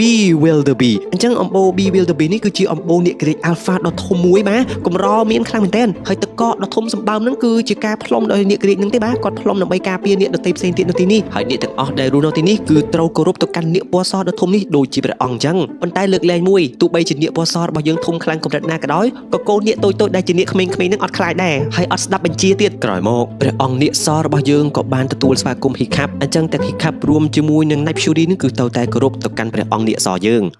ឥឡូវយើងកាត់មកដល់ក្រុមមិត្តភក្តិរបស់ហ៊ីខាប់វិញអស់ស៊ីរបស់យើងថាបើសិនជាពួកគេនៅចាំគឺមានអារម្មណ៍អត់ស្រួលទេអញ្ចឹងហើយនឹងអស់ស៊ីរបស់យើងក៏បានបបួលមិត្តភក្តិដទៃទៀតនឹងឲ្យចាប់ដើមប្រតិបត្តិការចង់ដឹងទីតាំងរបស់ Drago អស់ស៊ីរបស់យើងគិតថាប្រហែលជាហ៊ីខាប់ឪពុកហ៊ីខាប់រួមជាមួយនឹងលោក Goblin ត្រូវបាន Drago ចាប់ខ្លួនផងក៏ថាបានតោះទៅលឺសូនអញ្ចឹងមិត្តភក្តិដទៃផ្សេងទៀតថាឥឡូវយើងចង់ធ្វើម៉េចចុះអស់ស៊ីរបស់យើងថាមានវិធីយើងអាចចាប់អបិ Edit ឲ្យជួយយើងទៅកាន់ទីតាំងរបស់ Drago ក្រោយមកទៀតអស់ស៊ីរបស់យើងក៏បានប្រើអ្នកគ្រីតរបស់នាងចាប់ខ្លួនរបស់ Edit ហើយគំរាមថា Edit នាំពួកយើងទៅកាន់ទីតាំងរបស់ Drago ភ្លាម Edit ក៏និយាយថាអូយទៅកាន់ទីតាំងខ្ញុំសុកចិត្តស្លាប់ខ្ញុំមិនប្រាប់ទេអស់ស៊ីក៏និយាយថាបានបើសិនជារឹងទម្លាក់ឯងចុះអ៊ីឌីតរបស់យើងគាត់ភ័យគាត់ខ្លាចស្លាប់គាត់ក៏ថាបានខ្ញុំប្រាប់ជួយខ្ញុំផងលោកឲ្យងាប់ហើយធ្លាក់អស់ស៊ីរបស់យើងក៏បានចាប់អ៊ីឌីតទៅជោគជ័យអូអញ្ចឹងទីពួកគេធ្វើដំណើរទៅកាន់ទីតាំងលាក់ខ្លួនរបស់ Drago ហើយបើនិយាយអំពីម្ដាយរបស់ហ៊ីខាប់វិញគាត់បានប្រាប់កូនរបស់គាត់ថាពេលនេះដល់ពេលដែលនាគក្រៀកនឹងត្រូវមករកចំណីហើយប៉ុន្តែហ៊ីខាប់គាត់ឆ្ងល់ថាមករកចំណីអីមិនក៏ហោះហើរឆ្ងាយម្លេះនៅទីនេះវាលតកហ្នឹងមានចំណីនៅឯណាក្រោយមកស្ដេចនាគសរបស់យើងក៏ហាមាត់យ៉ាងធំរបស់គាត់នឹងហូបត្រីយ៉ាងច្រើនរួចហើយគាត់ក៏ព្រុសត្រីមកផ្នែកខាងលើ អញ្ចឹងអ្នកគ្រាដតីផ្សេងទៀតក៏នាំគ្នាចាប់ត្រីនោ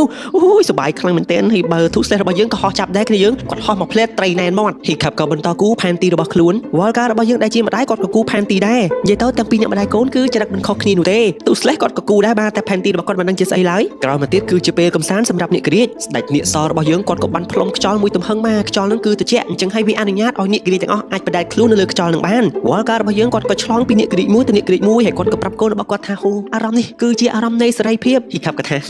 សេរីភាពមែនទែនគឺយើងអាចហោះបានហ៊ីខាប់របស់យើងគាត់ក៏បានបើកស្លាបរបស់គាត់រួចហើយហោះយ៉ាងអស្ចារ្យអូម្ដាយរបស់ហ៊ីខាប់គាត់មិននឹកស្មានថាកូនប្រុសរបស់គាត់ប្រកែកដល់ថ្នាក់នេះសោះប៉ុន្តែទៀតដែរបានហោះចុះហោះឡើងអញ្ចឹងក៏សាប់តែនៅខាងមុខមានថ្មដូច្នេះទូស្លេះរបស់យើងនឹងក៏បានហោះជួយហ៊ីខាប់របស់យើងទៀតធ្លាក់រមៀលមកមួយទំហឹងអញ្ចឹងហ៊ីខាប់ក៏អត់មានបារម្ភគ្រោះថ្នាក់អីទេគាត់និយាយថាសប្បាយទូស្លេះខឹងខ្លាំងពេកបានក៏បានផ្ទាត់ជើងឲ្យហ៊ីខាប់ដួលវល់ការគាត់បារម្ភស្មានថាហ៊ីខាប់មានបញ្ហាអីបានយកដៃអែលមុខកូនអញ្ចឹងហើយគាត់ពិតជាស្ងើចសរសើរចំពោះកូនរបស់គាត់មែនទែនគាត់ក៏បានស្នើសុំឱកាសពីហ៊ីខាប់ម្ដងទៀតគាត់ថាកូនតែកូនអាចផ្ដល់ឱកាសឲ្យម៉ាក់ម្ដងទៀតបានអត់ក្នុងរយៈពេល20ឆ្នាំនេះម៉ាក់នឹងបង្រៀនកូនអំពីរឿងអស្ចារ្យផ្សេងទៀតរបស់អ្នកគ្រាជាក់ស្ដែងនេះដូចជា Two Slash នេះចុចកន្លែងសំខាន់នៅលើកនៃ Two Slash ទៅវានឹងបង្ហាញព្រុយដ៏អស្ចារ្យនៅលើឆ្អឹងខ្នងរបស់ Two Slash ព្រុយនេះអាចធ្វើឲ្យ Two Slash នឹងកាន់តែមានការបត់បែននិងហោះកាន់តែលឿនអញ្ចឹងកូនប្រុសតែកូនគិតយ៉ាងម៉េចពួកយើងទាំងពីរអាចបង្កើតភពដ៏អស្ចារ្យសម្រាប់អ្នកគ្រាទាំងអស់នេះហ៊ីខាប់គាត់សប្បាយចិត្តចង់ធ្វើរឿងនឹងដែរប៉ុន្តែគាត់មានបេសកកម្មមួយគឺចង់បញ្ចុះបញ្ចូល Drago កុំឲ្យបង្កសង្គ្រាមប៉ុន្តែវល់ការរបស់យើងស្គាល់ Drago ច្បាស់ណាស់គាត់ក៏និយាយថាអត់ទេកូនប្រុសកុំពាក់ព័ន្ធជាមួយ Drago យើងគ្រាន់តែការពារសម្បុករបស់ស្ដេចនាគពណ៌សនេះឲ្យតែល្អទៅចំពោះគ្នារបស់ Austin វិញអ៊ីរីតរបស់យើងបាននាំពួកគេមកទីតាំងអាចកំបាំងរបស់ Drago ហើយពេលដែលអឺតមើលក៏ប្រទះឃើញសម្ពោធសង្គ្រាមយ៉ាងច្រើន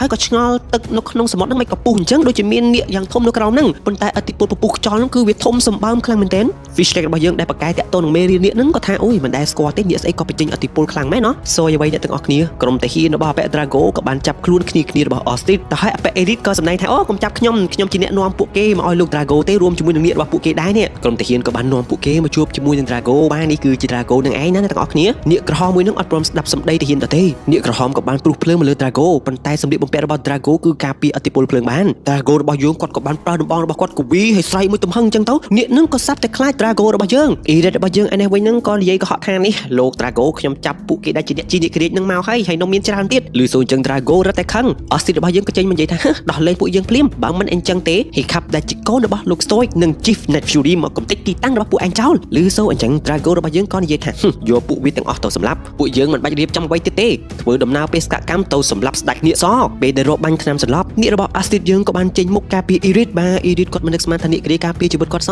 ចំពោះ Hikar របស់យើងវិញបាទគាត់មិនអាចនៅទីនេះបានទេគឺគាត់ប្រហែលជាត្រូវលួចចេញពីម្ដាយរបស់គាត់មកតង់ទៀតហើយតែព្រាមនោះក៏សាប់តែឪពុករបស់ Hikar នឹងចាប់កូនប្រុសរបស់គាត់ចាក់ចេញពីទីនេះគាត់គិតថាទីតាំងនេះគឺជាទីតាំងរបស់ Drago អញ្ចឹងណា Hikar គាត់ចង់បញ្យល់ប្រាប់ថាគាត់ជួបម្ដាយប៉ុន្តែឪពុកគាត់អត់និយាយ Gobber របស់យើងក៏ថាឈប់សិន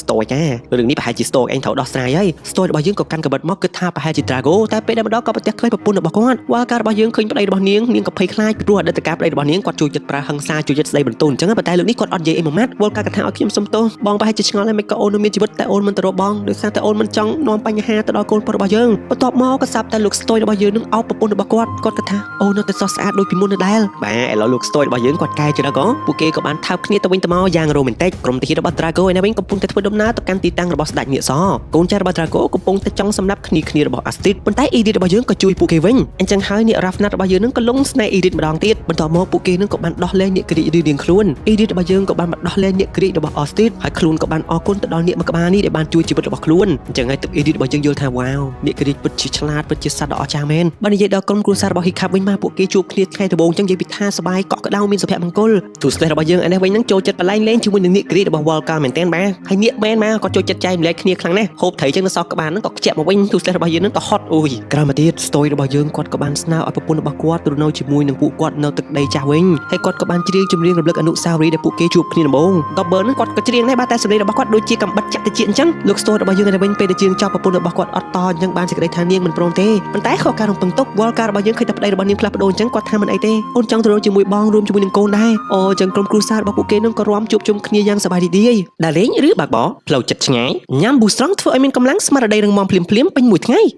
យ៉ាងណាក៏ដោយអ្នកទាំងអស់គ្នាសុភមង្គលគឺមិនបានយូរនោះទេអ្នកគ្រាទាំងអស់នៃអាណាចក្រស្ដេចនាគសនឹងក៏បានផ្អើលចេញទៅខាងក្រៅរួចហើយក្រុមទាហានរបស់ Drago បានបាញ់ភ្លើងយ៉ាងសាហាវដើម្បីគំទេចសម្បុករបស់ស្ដេចនាគសពេលដែលចេញមកពិនិត្យលោកហើយក្រុមទាហានរបស់ Drago និយាយពីថាដូចសមោអញ្ចឹងច្រើនខ្លាំងណាស់ស្ទយរបស់យើងនឹងក៏បានសួរប្រពន្ធរបស់គាត់ថាត្រូវធ្វើយ៉ាងណាពេលនេះពួកយើងត្រូវតែសហការគ្នាវល់កាក៏និយាយថាពួកយើងធ្វើយ៉ាងណាក៏ដោយត្រូវតែការពារនាគរាជអញ្ចឹងនាគខាងវល់ការបស់យើងឯនេះវិញក៏បានបើកការវាយប្រហារតបតទៅកាន់ Drago ប៉ុន្តែក៏ត្រូវបានក្រុមទាហានរបស់ Drago ប្រើអន្ទាក់ចាប់ពួកគេទាំងអស់គោលបំណងរបស់ Drago ធ្វើយ៉ាងណាក៏ដោយចង់ឲ្យស្ដេចនាគពណ៌សចេញមកក្រៅ Drago ក៏បានប្រើបិចដោយបញ្ឆោតឲ្យនាគដទៃនឹងមកជួយនាគនៅក្នុងអន្ទាក់នេះរួចហើយក៏ចាប់ឃុំខាំងខ្លួននាគទាំងអស់នោះជាបន្តបន្ទាប់តែផ្សែងពណ៌បៃតងក៏បញ្ចេញភ្លើងក៏ផ្ទុះយ៉ាងសាហាវអន្ទាក់នោះក៏ខូចខ្ទេចខ្ទីដោយសារតែអីដោយសារតែគ្នារបស់ Toothless បានមកដល់ហើយពួកគេក៏បានបាញ់ភ្លើងកំទេចអន្ទាក់ចោលទាំងអស់នាគរបស់ Slot ឡាវក៏ផ្លុំភ្លើងកំទេចកំភ្លើងធំនាគដែលជាប់អន្ទាក់ទាំងប៉ុន្មានក៏អាចចេញពីអន្ទាក់ទាំងអស់នោះក្នុងដំណើរនោះផងដែររាហ្វស្នាត់របស់យើងនឹងក៏ធ្លាក់ពីលើនាគសំណាងល្អ Fishlake រួមជាមួយនឹង Slot ឡាវក៏ជួយនាងតាន់មកឥឡូវនេះសម្លឹងឃើញបរិសសង្ហារទាំងពីរនាក់ហ្នឹងហើយតកកទាំងធំក៏ធ្លាក់ចង្កិនសង្កត់ Acid របស់យើងប៉ុន្តែ Hiccup របស់យើងក៏បង្ហាញខ្លួនអូ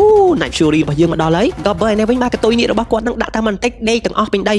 Acid ក៏បានសួរទៅកាន់ Hiccup ថាអញបងមានបញ្ហាទៅតែបង្ហាញខ្លួន Hiccup ថាអូបងរវល់ជួបជាមួយនឹងម៉ាក់បន្ទាប់មក Volcar របស់យើងក៏បាននាំស្ដេចនាគសចេញពីសម្បុក Acid ក៏ថានោះជាម្ដាយរបស់បងឯងહુંក៏ផយអញ្ចឹងគ្រាន់តែស្ដេចនាគសរបស់យើងបង្ហាញខ្លួនភ្លាមក៏សាប់តែ Drago របស់យើងនឹងសប្បាយចិត្តទៅវិញហើយកន្លែងនេះលយមែនទែនបាននាគនឹងក៏បំផ្លាញខ្លួនទៅជាកង់ភ្លើងយ៉ាងអស្ចារ្យ Toothless នេះវិញក៏បានកំទេចអន្ទាក់ជាបន្តបន្ទាប់ Volcar ឯនេះវិញក៏ជាប់ជាមួយនឹងអន្ទាក់នាងក៏ធ្លាក់ចុះពីលើនាគរបស់នាង Volcar ក៏ថាឯងមិនអាចយកឈ្នះស្ដេចនាគពណ៌សដែលជា Alpha នេះបានឡើយ Drago ក៏និយាយថាយើងរងចាំថ្ងៃនេះយូរហើយចាំមើលយើងបង្ហាញនាងណា Drago របស់យើងក៏បានកោះហៅនាគអាចកំបាំងរបស់ខ្លួននៅក្នុងទឹកចេញមកហើយអ្នកទាំងអស់គ្នាវាគឺជាអំបូរ Alpha មួយដែរប៉ុន្តែវាមានពណ៌ប្រផេះគ្រប់គ្នាទាំងអស់ក៏នាំគ្នាភ្ញាក់ផ្អើលមិននឹកស្មានថាវ៉ាវលោកហើយនាគស្អីក៏ធំសម្បើមខ្លាំងម្ល៉េះមួយទៀត Volcar របស់យើងក៏បើកការវាយប្រហារទៅលើ Drago ប៉ុន្តែ Drago មានកម្លាំងជាងខ្លួនក៏ចង់ចាក់សម្រាប់ Volcar សំណាងល្អ Stoy របស់យើងក៏មកទាន់ Stoy ក៏បានឲ្យប្រពន្ធរបស់គាត់នឹងទៅគ្រប់គ្រងស្ដេចនាគសចំណែកខ្លួនផ្ទាល់នឹងបន្តសង្គ្រាមជាមួយនឹង Drago និយាយដល់សង្គ្រាមរវាងស្ដេចនាគទាំងពីរនេះវិញពួកគេក៏បានប្រើថ្មងដ៏ធំរបស់ពួកគេនឹងវាយតបតគ្នាទៅវិញទៅមកចំណុចខ្សោយរបស់ស្ដេចនាគទាំងពីរនេះគឺនៅផ្នែកខាងក្រោមរបស់ពួកគេអញ្ចឹងហើយនឹងនាគទាំងពីរក៏ព្យាយាមធ្វើយ៉ាងណាក៏ដោយនឹងទៅរកចំណុចខ្សោយរៀងៗខ្លួន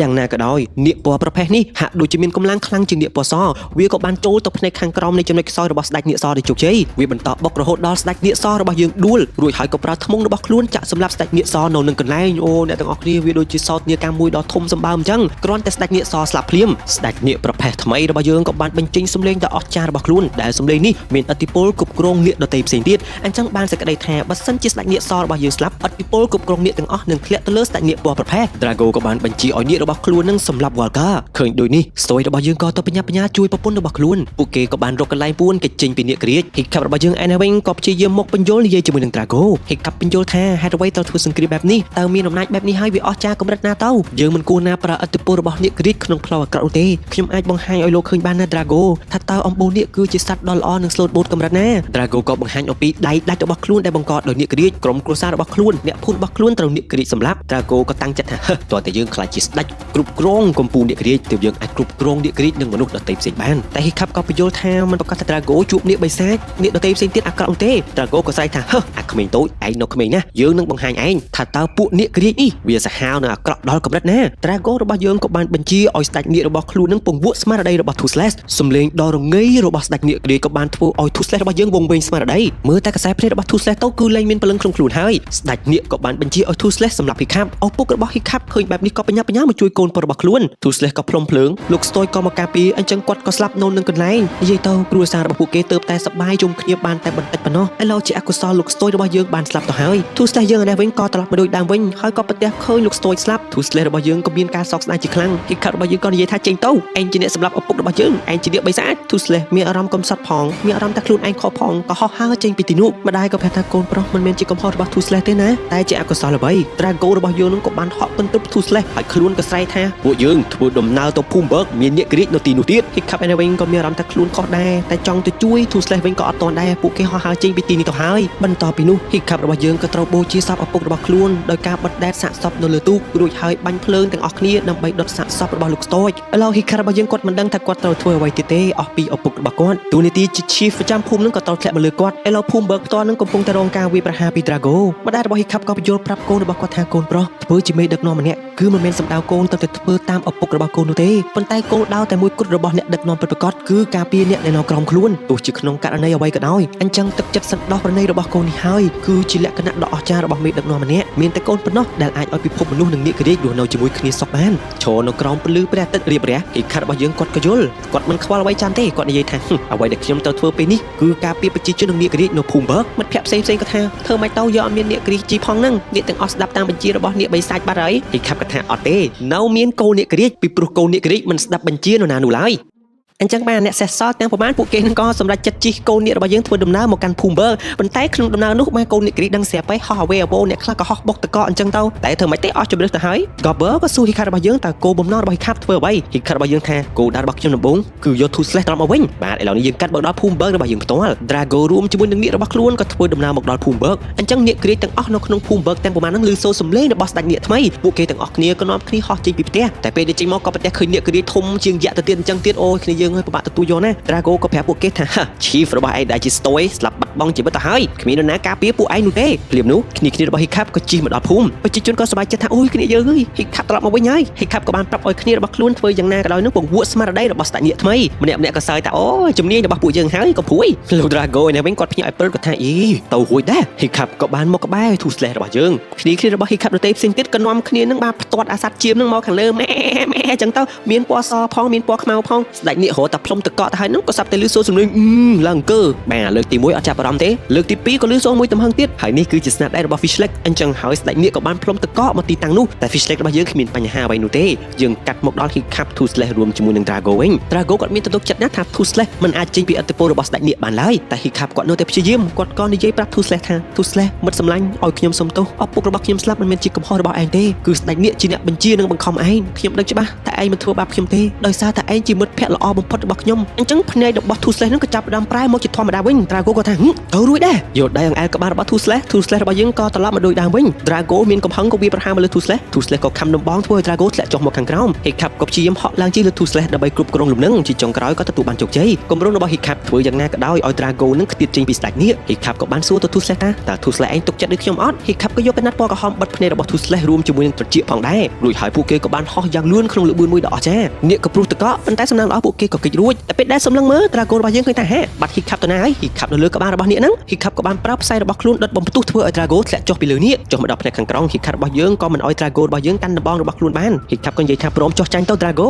ប៉ុន្តែ Drago ក៏សម្លឹងឃើញនាគរបស់ខ្លួននៅពីក្រោយខ្លួនរបស់ Hiccup ភ្លាមនោះនាគបិសាចនឹងក៏ផ្លុំតក Two Slash របស់យើងក៏មរុំព័ទ្ធការពារ Hiccup Drago ក៏សើចថាកុំមកចូលជាមួយយើងអូអាណតែវល់កាយនេះវិញទេបាទទៅជួបកូនរបស់គាត់ឥឡូវកូនរបស់គាត់ត្រូវស្លាប់នៅក្នុងតកគាត់ពិបាកទទួលយកណាប៉ុន្តែភ្លាមនោះក៏សាប់តែពន្លឺភ្លើងពណ៌ខៀវចេញពីក្នុងខ្លួនរបស់ Two Slash នឹងបានបង្ហាញឡើងឃើញបែបនេះវល់ការបស់យើងក៏ចេញពីទីនោះ Two Slash ក៏បានបំផ្ទុះតកយ៉ាងអស្ចារ្យរួចហើយខ្លួនក៏ស្រែកគំរាមទៅកាន់ស្ដេចនាគវិញការពារ Hiccup សម្លឹងឃើញថា Hiccup គ្មានបញ្ហា Two Slash របស់យើងក៏បានឡើងមកលើតករួចហើយស្រែកបណ្ដេញនាគបិសាចនោះចេញនាគក៏ចង់ផ្លុំតកបន្ត Hiccup ក៏ប្រើភ្លើងដ៏អស្ចារ្យរបស់ខ្លួនផ្លុំទៅលើនាគរាជនោះខ្ទាតទៅឆ្វេងខ្ទាតទៅស្ដាំតលែងរួចកំឡុងពេលនោះវាក៏បានផ្ដល់ឱកាសឲ្យនាគដទៃផ្សេងទៀតនឹងបានផ្ចង់ស្មារតីរបស់ពួកគេអញ្ចឹងពួកគេក៏បានហោះមកខាង Two Slash Drago ក៏បានស្រែកថាមិនក៏ឈួតអញ្ចឹងនាគឈួតគ្រប់គ្រងពួកវាភ្លាមប៉ុន្តែគ្រប់គ្រងយ៉ាងមិនទៅបានបើ Two Slash នៅតែបន្តបាញ់ភ្លើងបែបនេះអញ្ចឹងហើយនាគដទៃទៀតនឹងក៏បានធ្វើតាម Two Slash របស់យើងពួកគេក៏សហការគ្នាផ្លុំភ្លើងមួយទំហឹងមកលើស្ដេចនាគភ្លើងនឹងក៏បាញ់រហូតដល់បែ Drago រកកន្លែងពួនហើយគាត់ក៏ស្រែកថាវាយតទល់វិញភ្លាមនាគនឹងរហូតតែព្រុសតក Two Slash ក៏បានប្រើអធិពលភ្លើងដ៏អស្ចារ្យនឹងបាញ់រហូតដល់បាក់ធ្នង់អ្នកទាំងអស់គ្នាមិនធម្មតាទេតតែពេលបាក់ធ្នង់អញ្ចឹងស្ដេចនាគក៏ព្រមចោះចាញ់លើអធិពលដ៏អស្ចារ្យរបស់ Two Slash រួចហើយស្ដេចនាគបិសាចនោះក៏រត់ផ្អើលជើងបន្ទាប់ពីនោះនាគទាំងអស់ក៏បានបង្ហាញការគោរពរបស់ពួកគេមកកាន់ស្ដេចនាគថ្មីដែលជា Two Slash របស់យើ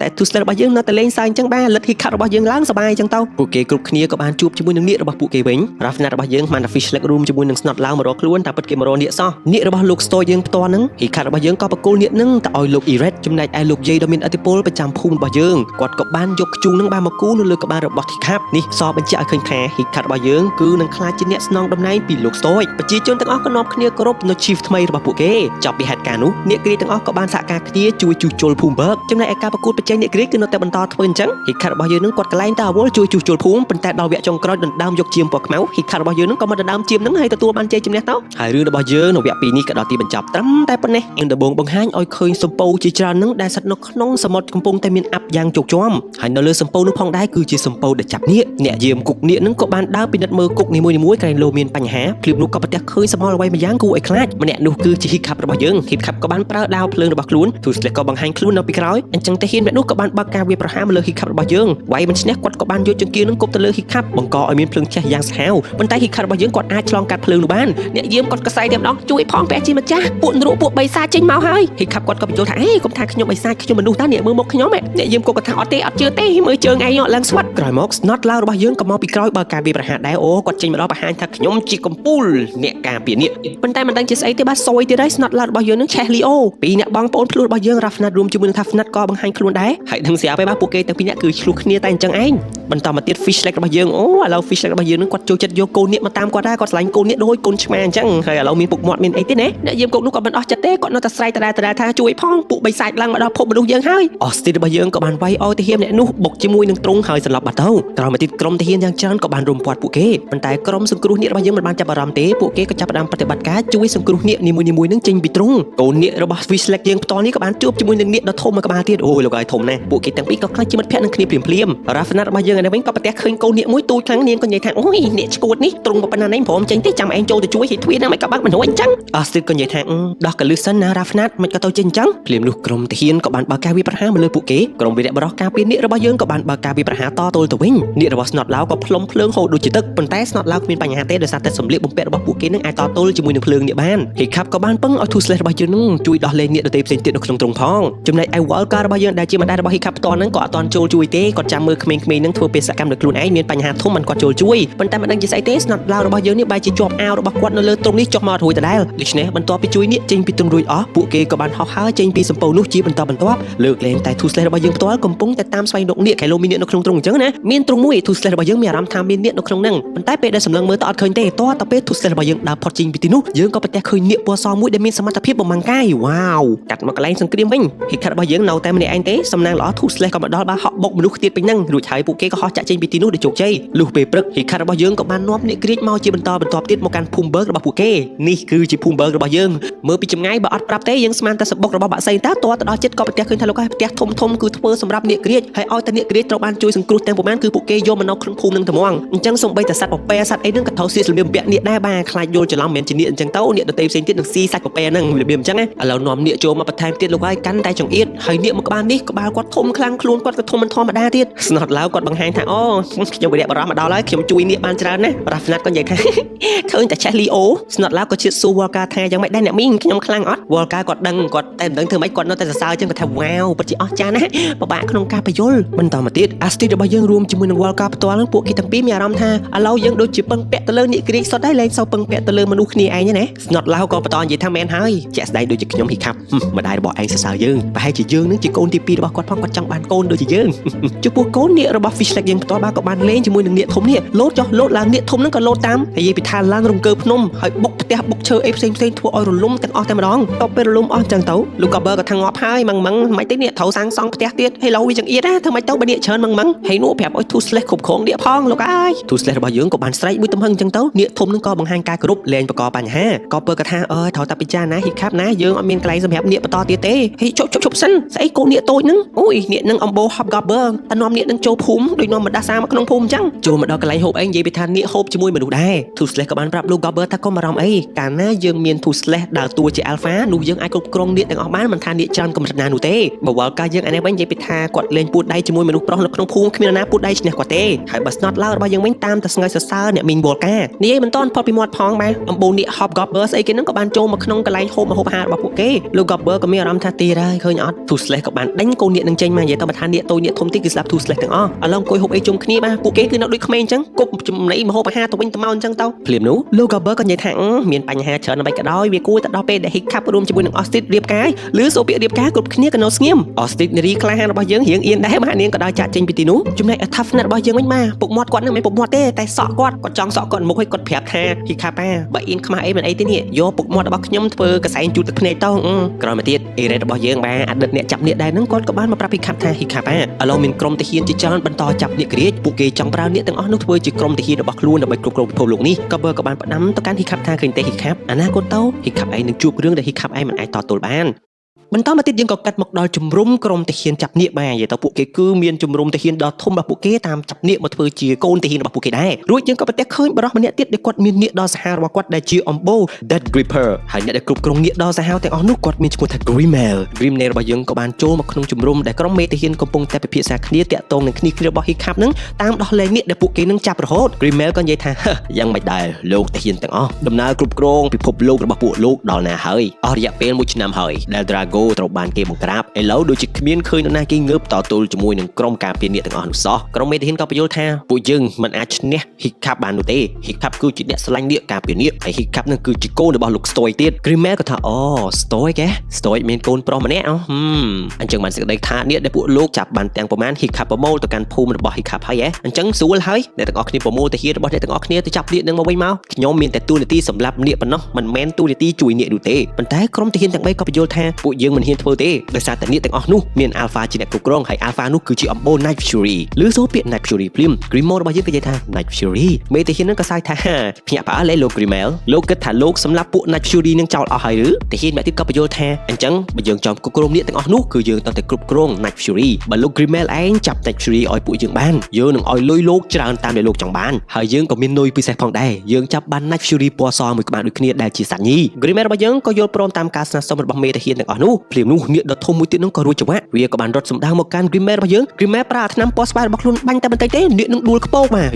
អញ្ចឹងថ្នាំពណ៌ស្វាយហ្នឹងគឺជាពឹសដែល Grimmel របស់យើងនឹងបានពីនាគរាជរបស់គាត់រួចយើងក៏កាត់មកដល់រឿងអតីតកាល Hiccup របស់យើងគាត់ក៏បានសម័យកាលពេលគាត់នៅពីក្មេងលោក Stoic របស់យើងនេះគាត់ក៏បានប្រាប់ Hiccup ថាអរគុណប្រុសមានរឿងដំណើរដ៏អស្ចារ្យមួយដែលគេនិយាយថាមានផ្លូវទឹកជ្រោះដ៏ធំសម្បើមស្កឹមស្កាយមួយដែលទីនោះគឺជាខ្លោងទ្វារចូលទៅកាន់ពិភពនាគដ៏អស្ចារ្យប៉ុន្តែនាវឹកណាក៏ដោយដែលធ្វើដំណើរទៅដល់ទីនោះហើយមិនដែលត្រឡប់មកក្រោយវិញបាននោះទេហើយអ្នកដែលត្រឡប់មកវិញបាននោះពួកគេតែងតែស្ងើចសរសើរទៅដល់ភពរបស់នាគអញ្ចឹងពុកមានគោលបំណងមួយពុកចង់រកឲ្យឃើញខ្លោងទ្វារនាគរាជរួចហើយបិទខ្លោងទ្វារនោះធ្វើបែបនេះនាគរាជនិងអំបូរមនុស្សគឺលែងប៉ះពាល់គ្នាទៅវិញទៅមកហើយយើងនឹងមានសេចក្តីសុខរៀងខ្លួនបាទអញ្ចឹងកន្លែងដដែលនឹង Hiccup របស់យើងក៏សម្លឹងមើលទៅកាន់ភូមិបើគ្នាយើងឃើញស្រាប់វិញនិយាយពីថាឡងអញ្ញៃតែម្ដងមកដោយសារតែនាគច្រើនខ្លាំងពេកភ្លាមនោះ Toothless របស់យើងនឹងគាត់ចូលចិត្តខំជើងដៃរបស់ Hiccup ណា Hiccup ក៏បានដោះជើងដៃនឹងដើម្បីឲ្យ Toothless នឹងខំលេងដេញហក់ចាប់អីអញ្ចឹងទៅណា Hiccup ក៏ព្យាយាមគូផែនទីរបស់ខ្លួនបន្តទៀតបាទដើម្បីស្វែងរកឃើញខ្លោងទ្វារចូលទៅកាន់ភពនាគរាជក្រោយមក Austin របស់យើងក៏ផ្ដល់នាងថាអូបងមករកកន្លែងលាក់ខ្លួននៅទីនេះដើម្បីគេចពីលោក Gobber តាមពិតសម្ដីលោក Gobber ក៏មិនខុសដែរ Hiccup ក៏ថាអូអញ្ចឹងអូនរួចរាល់ហើយដើម្បីរៀបការជាមួយបងAustin ក៏អៀននេះតទៅវិញថា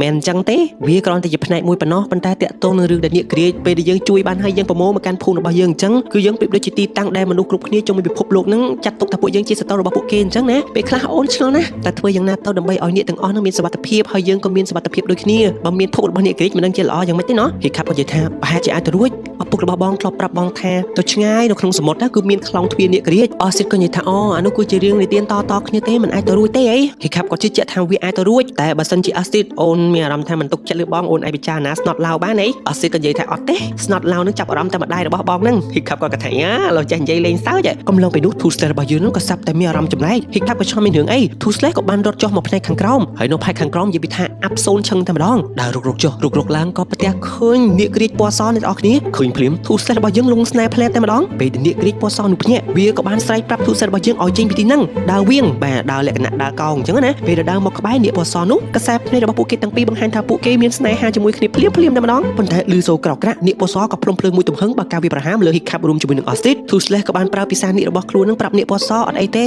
រួចហើយនាគពណ៌សហោះហើរចេញពីទីនោះភ្លុំភ្លើងអញ្ចឹងទៅក៏សាប់តែបំបាំងកាយបាត់ឈឹង Hiccup ក៏និយាយថាអូមានអំបូរ Night Fury មិនណាទេប្រាច់ទេ Austin និយាយថា Light Fury Hiccup ថាអូហ្នឹងហើយ Light Fury ល្អនាគពណ៌សចាប់ពីហេតុការណ៍នោះ Hiccup របស់យើងក៏បានពឹងឲ្យ Fish Lake របស់យើងនឹងគូរូបរបស់ Light Fury តែគូចេញមកច្មោះដូចឈូកបើ Toothless របស់យើងផ្ទាល់ឥឡូវគាត់ចាប់ផ្ដើមបញ្ចេញសកម្មភាពប្លែកៗ Austin ក៏បញ្យល់ថាអូយ Hiccup ពេលនេះ Toothless កំពុងតែមានស្នេហាពីព្រោះឲ្យដឹងស្រាប់ហើយបាទទាំង Hiccup ទាំងវ័យរបស់ Toothless គឺជាវ័យដែលត្រូវការគូជីវិតអីអញ្ចឹងទៅណាសូម្បីតែនាគរបស់ Austin ផ្ទាល់ក៏គេមានគូស្នេហ៍របស់គេ Toothless យើងឯនេះវិញបាទគាត់មានតែសមោលរបស់គាត់នឹងឥឡូវនេះគាត់កំពុងលងស្នេហ៍ជាមួយសមោលរបស់គាត់ឃើញបែបនេះ Hiccup របស់យើងគាត់ក៏ចាប់ផ្ដើមបារម្ភជាមួយនឹង Toothless រួចហើយ Toughness របស់យើងថាកុំបារម្ភ Hiccup មកយើង និយាយរឿងប្រុសៗតែពីរនាក់ឯងអញ្ចឹងហ៊ីខាប់ថាហ្វណាត់របស់យើងរួមជាមួយនឹង Two Slash ផ្ទាល់ក៏បានដើរចូលមកកន្លែងដែលគេថានាគពណ៌សបាត់ខ្លួននឹងអញ្ចឹងណាហើយកំឡុងពេលហ្នឹងថាហ្វណាត់របស់យើងគាត់និយាយចេះតែនិយាយអូមិនដឹងគាត់និយាយរឿងស្អីខ្លះទេគាត់ថារៀបការអត់រឿងខ្លះគួរខ្វល់យេរឿងខ្លះល្អរឿងកម្មនិយាយទៅគាត់និយាយស្ដាប់អត់យល់ទេហ្មងប៉ុន្តែហ៊ីខាប់របស់យើងគាត់ក៏ចាប់អារម្មណ៍ជាមួយនឹង Two Slash ក៏បានដើរគេហៅថាកវ៉ែលជុំវិញកន្លែងមួយហ្នឹងអញ្ចឹងណាហើយនៅក្បែរហ្នឹងហ៊ីខាប់របស់យើងក៏បានប្រទះឃើញអាថ្នាំពណ៌ស្វាយហ្នឹងហ៊ីខាប់ក៏បានគប់ដែកមួយហ្នឹងចំមកកន្លែងដែល Two Slash របស់យើងហ្នឹងកំពុងតែហាត់នឹងអញ្ចឹងទៅក៏ប្រទះឃើញវាជាអន្ទាក់ដែកយ៉ាងធំបាទដូច្នេះវាមានរឿងមិនធម្មតាទេមានអ្នកមកដល់ទឹកដីរបស់ហ៊ីខាប់ប៉ុន្តែហ៊ីខាប់អត់ដឹ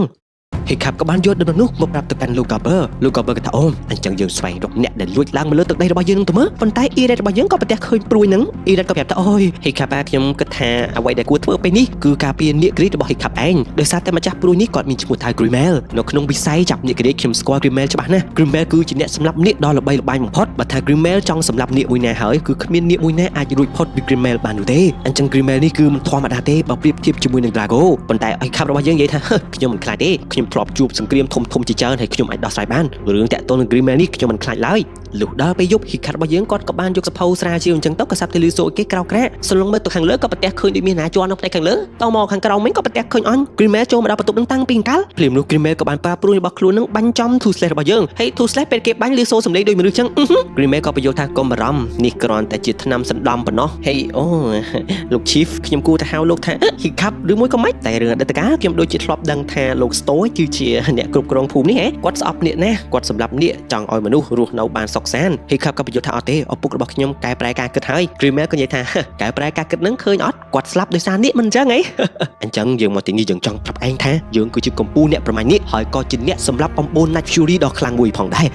ល្បីថាឯងមានគោលបំណងចង់រស់នៅជាមួយនឹងនាគឲ្យសុខស្រួលសុខសាន្តសុខសប្បាយរឿងនេះទៅមិនដូចទេបងអូនអំបូរមនុស្សគឺជាអំបូរដ៏អស្ចារ្យជាងគេលើโลกគ្មានសត្វស្អីមករស់នៅស្មើមនុស្សបានឡើយប៉ុន្តែជប់សិនមិនក៏កតុយនាគមានលក្ខណៈព្រួយអញ្ចឹងភ្លាមនោះក៏ដឹងថាតាមពិតជាល្បិចរបស់ហ៊ីខាប់សោះរ៉ាហ្វ្លាត់របស់យើងគឺជាអ្នកពាក់ក្បាលរបស់ Two Slash ហ៊ីខាប់បានដើមអាវុធពីអពៈ Grimmel រួចហើយគ្នារបស់ហ៊ីខាប់ក៏បានពួននៅក្នុងនោះពួកគេក៏បង្ហាញខ្លួនហ៊ីខាប់ក៏និយាយថាឯងជានរណាហ៊ានចូលមកក្នុងភូមិរបស់យើងគំរាមយើងហើយចង់ចាប់នាគរបស់ពួកយើង Grimmel ក៏កសែតថាឯងមិនទាន់ស្គាល់យើងច្បាស់ទេ Grimmel ក៏បានហៅនាគរបស់គាត់តែមួយម៉ាត់នាគរបស់គាត់ក៏បញ្ចេញភ្លើងពណ៌បៃតងបាទភ្លើងនោះលក្ខណៈផ្លុំទៅគឺវាចាប់ផ្ដំឆេះលួយយ៉ាងសាហាវហ្មងណាអញ្ចឹងគ្នារបស់ហ៊ីខាប់ទាំងប្រមាណអ្នកនឹងមិនអាចតទល់ជាមួយនឹងនាគក្រីដ៏អស្ចារ្យរបស់ពាក់ Grimmel បានឡើយ Grimmel ក៏ផ្ដាំថាឃើញពីឥទ្ធិពលយើងឬណៅយើងនឹងត្រឡប់មកយកនាគរបស់ឯងវិញបើឯងមិនព្រមទេយើងនឹងសម្លាប់មនុស្សដែលឯងស្រឡាញ់ចោលទាំងអស់ពេលដែលហ៊ីខាប់របស់យើងចេញមកខាងក្រៅក៏ប្រទះឃើញថាអពៈ Grimmel នឹងបានដុតកំទេចភូមិរបស់ហ៊ីខាប់ឆេះយ៉ាងដំណំហ៊ីខាប់ក៏បានប្រមូលផ្ដុំក្រុមប្រជាជនរបស់ខ្លួនហើយនិយាយប្រកាសប្រាប់ពីគម្រោងប៉ុន្តែប្រជាជនក៏ថាមិនខ្លាចទេអាណាមកគឺខ្ញុំនឹងដាល់ហ៊ីខាប់ក៏ព្យាយាមបញ្យល់ទៅអត់មាននរណាស្ដាប់ទេអស់ស៊ីតក៏សែថាណែពួកឯង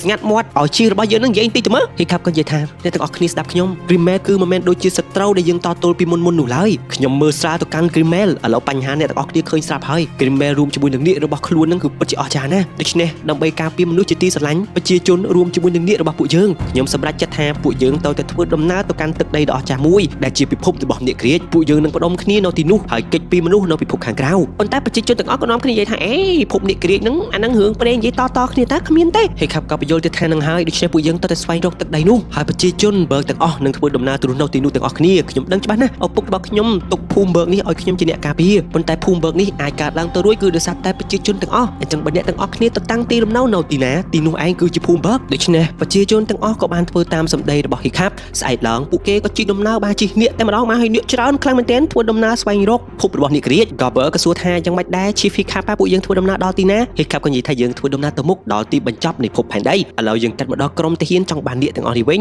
មកដល់ភូមិនឹងក៏ប្រទះឃើញអញបាត់នាគបាត់អ្នកភូមិទៅណាអស់ហើយ Grimmel របស់យើងក៏បញ្យល់ថាពួកគេរត់ចោលភូមិតែម្ដងហេអស្ចារ្យណាស់ណាប៉ុន្តែអ្នកទាំងអស់គ្នាក៏បារម្ភដោយសារតែពេលនេះ Night Fury ដែលជា Alpha របស់ពួកគេកំពុងតែមានបញ្ហាស្នេហាតែអំបូរ Night Fury ដាក់ចិត្តស្រឡាញ់នាគមួយណាហើយគឺស្រឡាញ់មួយជីវិតរបស់វាតែម្ដងហើយមែនអ្នកទាំងអស់គ្នាទូសេរបស់យើងកំពុងតែហោះសុកសុកអញ្ចឹងក៏មានអារម្មណ៍ថានាគពណ៌សនឹងនៅក្បែរនឹងដែរហ៊ីខាប់ក៏លែងស្ដាប់សម្ដីរបស់ហ៊ីខាប់រួចហើយនឹងហោះស្វែងរកនាគក្រៀកពណ៌សនោះនាគពណ៌សក៏បានហក់ចាប់ហ៊ីខាប់របស់យើងរួចហើយទម្លាក់មកខាងក្រោម Two Slash ក៏បានហក់មកជួយហ៊ីខាប់រួចហើយប្រជាជនទាំងអស់ក៏នាំគ្នាសើច Two Slash របស់យើងគាត់កំពុងតែនឹកស្នេហារបស់ខ្លួនខ្លាំងណាស់បើខាងលោក Grimmel គាត់ដឹងអំពី Night Fury ច្បាស់អំបូរនាគនឹងគឺមិនអាចនៅតំបន់ត្រជាក់ខ្លាំងពេកបានទេហើយនាគនឹងក៏មិនអាចធ្វើដំណើរឆ្ងាយបានដែរអញ្ចឹងគាត់ដឹងច្បាស់ណាស់ក្រុមរបស់ហ៊ីខាប់ប្រកាសជារកកោះមួយនៅក្នុងផែនទីនេះដើម្បីតាំងទីលំនៅឬមួយក៏សម្រាប់សិនតែបើកម្ពុជាទាហានទាំងប្រមាណអ្នកពួកគាត់នេះនិយាយពីថាគាត់ទៅផែនទីនឹងក៏មើលមិនយល់សន្និដ្ឋាននឹងក៏សន្និដ្ឋានមិនត្រូវហើយចឹងឯងចង់ចាប់ Night Fury លោកឯងដោយការសន្និដ្ឋានរបស់ Grimmel មែនហ៊ីខាប់របស់យើងប្រទះឃើញកោះមួយហាក់ដូចជាធំមានរុក្ខជាតិច្រើនមានទឹកបរិសុទ្ធត្រឹម ត្រូវអញ្ចឹងណាពួកគេក៏សម្រេចចិត្តសម្រាកនៅទីនេះ Snot ឡៅនឹងក៏និយាយថាអូយដើមឈើនេះល្មមធ្វើផ្ទះណាប៉ុន្តែតោះទៅពេលឃើញ Irat ក៏និយាយថាហ៎ឯងចំណែនយើងហ៎ឯងឃើញតែយើងខ្ពស់សង្ហាឯងចំណែនយើ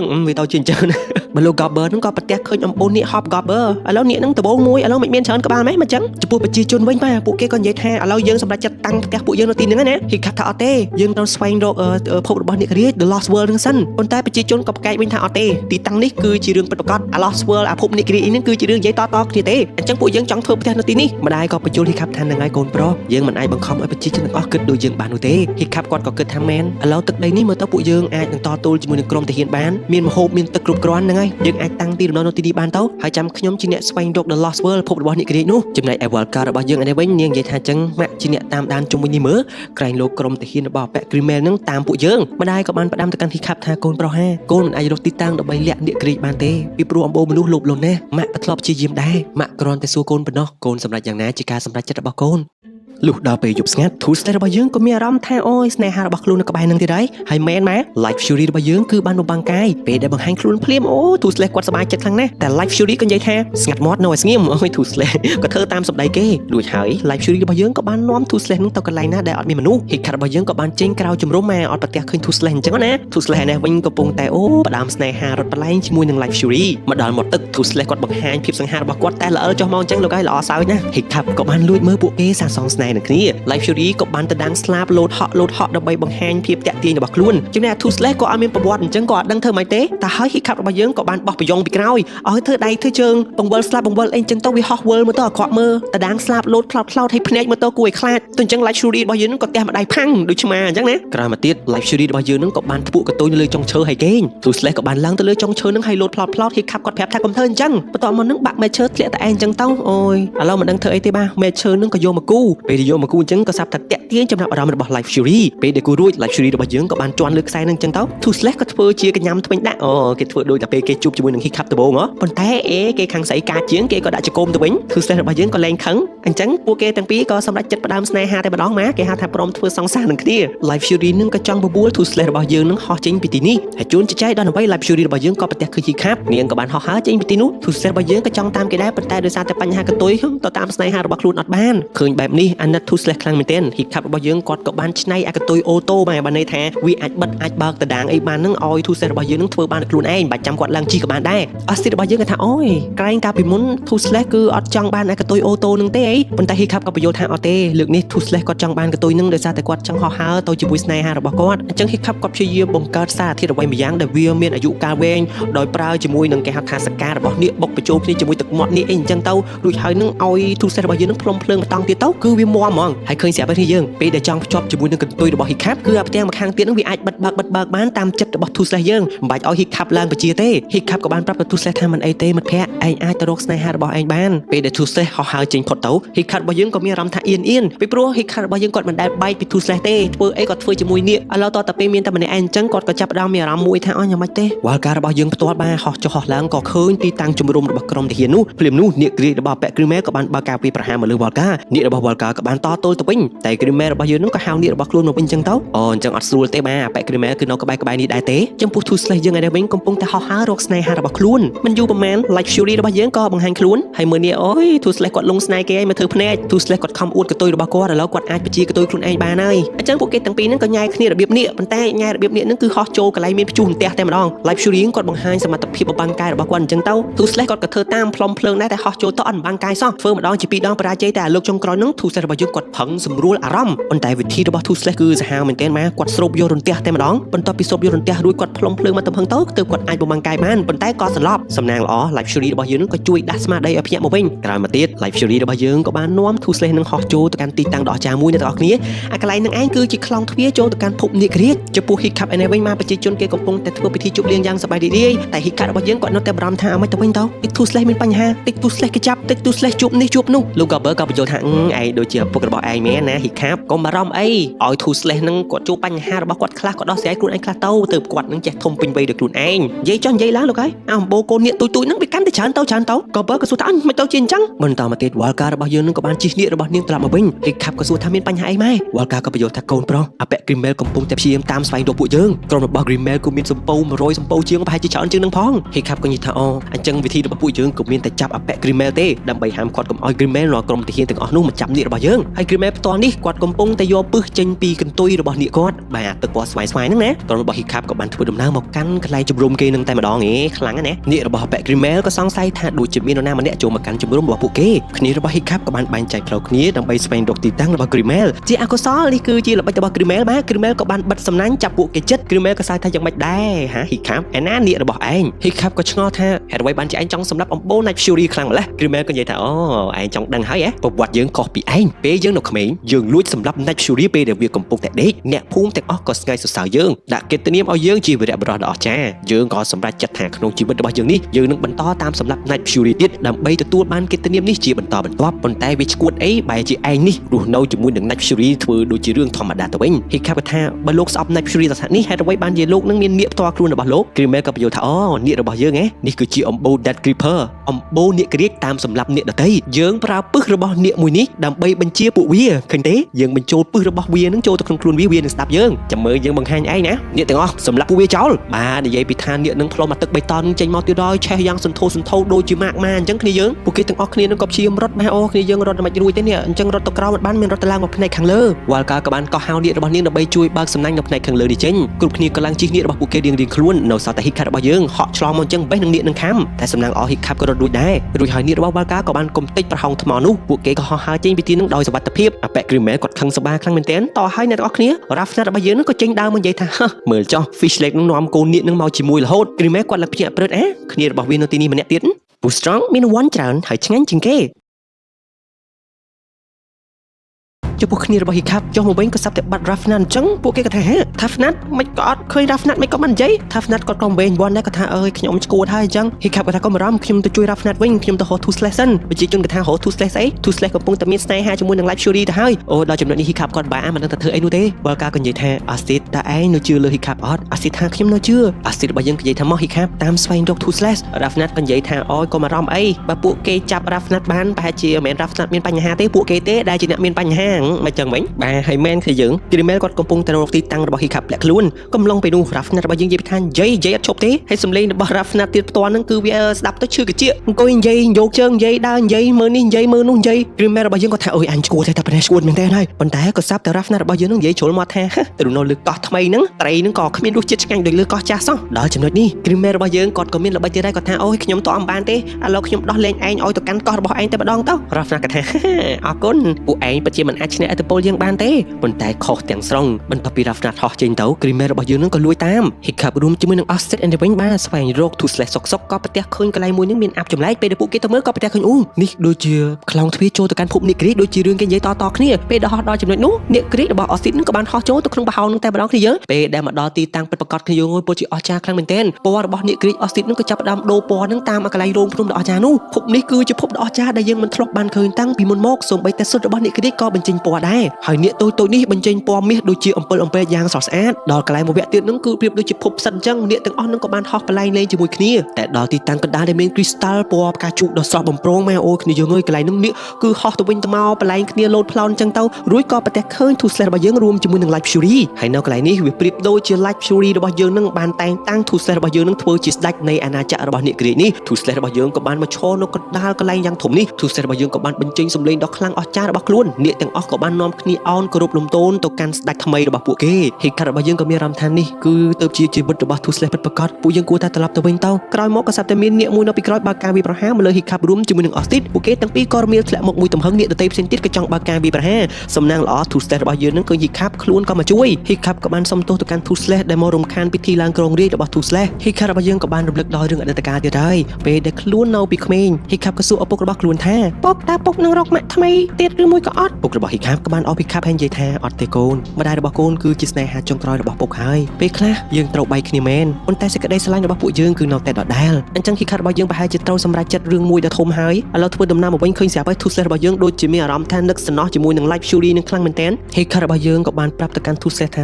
Toothless ឯងស័ក្តិសមនៅជាមួយនឹង Life Fury ជាងនោះទើបជាសេចក្តីស្នេហាពិតប្រាកដឯងកុំបារម្ភពីគ្នាអីណា Toothless ពួកយើងជាមនុស្សនេះនឹងរកវិធីដោះស្រាយដោយខ្លួនឯងតោះហើយ Toothless របស់យើងគាត់ក៏យល់ Toothless គាត់សប្បាយចិត្តណាស់ព្រមនោះក៏សាប់តែ Life Fury របស់យើងនឹងមកតាម Toothless ដែរគេស្រឡាញ់ Toothless ដែររួចហើយពួកគេទាំងពីរនាក់នឹងក៏បានបលែងលេងជាមួយគ្នាអូយពិតជាមើលទៅ romantic ខ្លាំងមែនទែនប៉ុន្តែក៏សាប់តែ Life Fury របស់យើងមានអារម្មណ៍ថាចម្លែកព្រមនោះ Rafnat របស់យើងក៏មកដល់ Hiccup ក៏និយាយថា Rafnat មិនក៏មកវិញអញ្ចឹង Rafnat ថា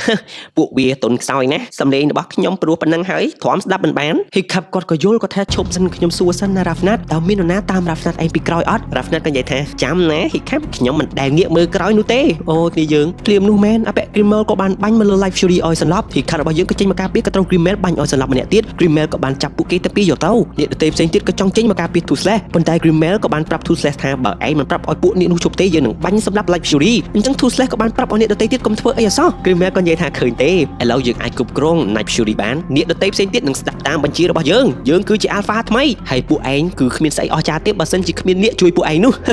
អញ្ចឹងអ្នកទាំងអស់នឹងក៏បានតាម Toothless របស់យើងទៅកាន់សម្ពៅរបស់ក្រុមទាហានទាំងអស់នោះមើលសម្ពៅនោះច្រើនខ្លាំងមែនឥឡូវគ្នារបស់ Hiccup ក៏សួរថាពួកយើងគួរតែធ្វើអីបន្ត Hiccup នេះគាត់ក៏ខឹងដោយសារតែគាត់ក៏បន្ទោសខ្លួនឯងតែ Acid ក៏មិននិយាយថានឹងហើយកំហុសបង Hiccup ក៏និយាយថាបើសិនជាបងមិននាំ Toothless រួមជាមួយនឹង Life Fury មកទីនទេវាគ្មានរឿងបែបនេះកើតឡើងឡើយ Acid ក៏ថាត្រូវទៀត Hiccup ក៏បន្ត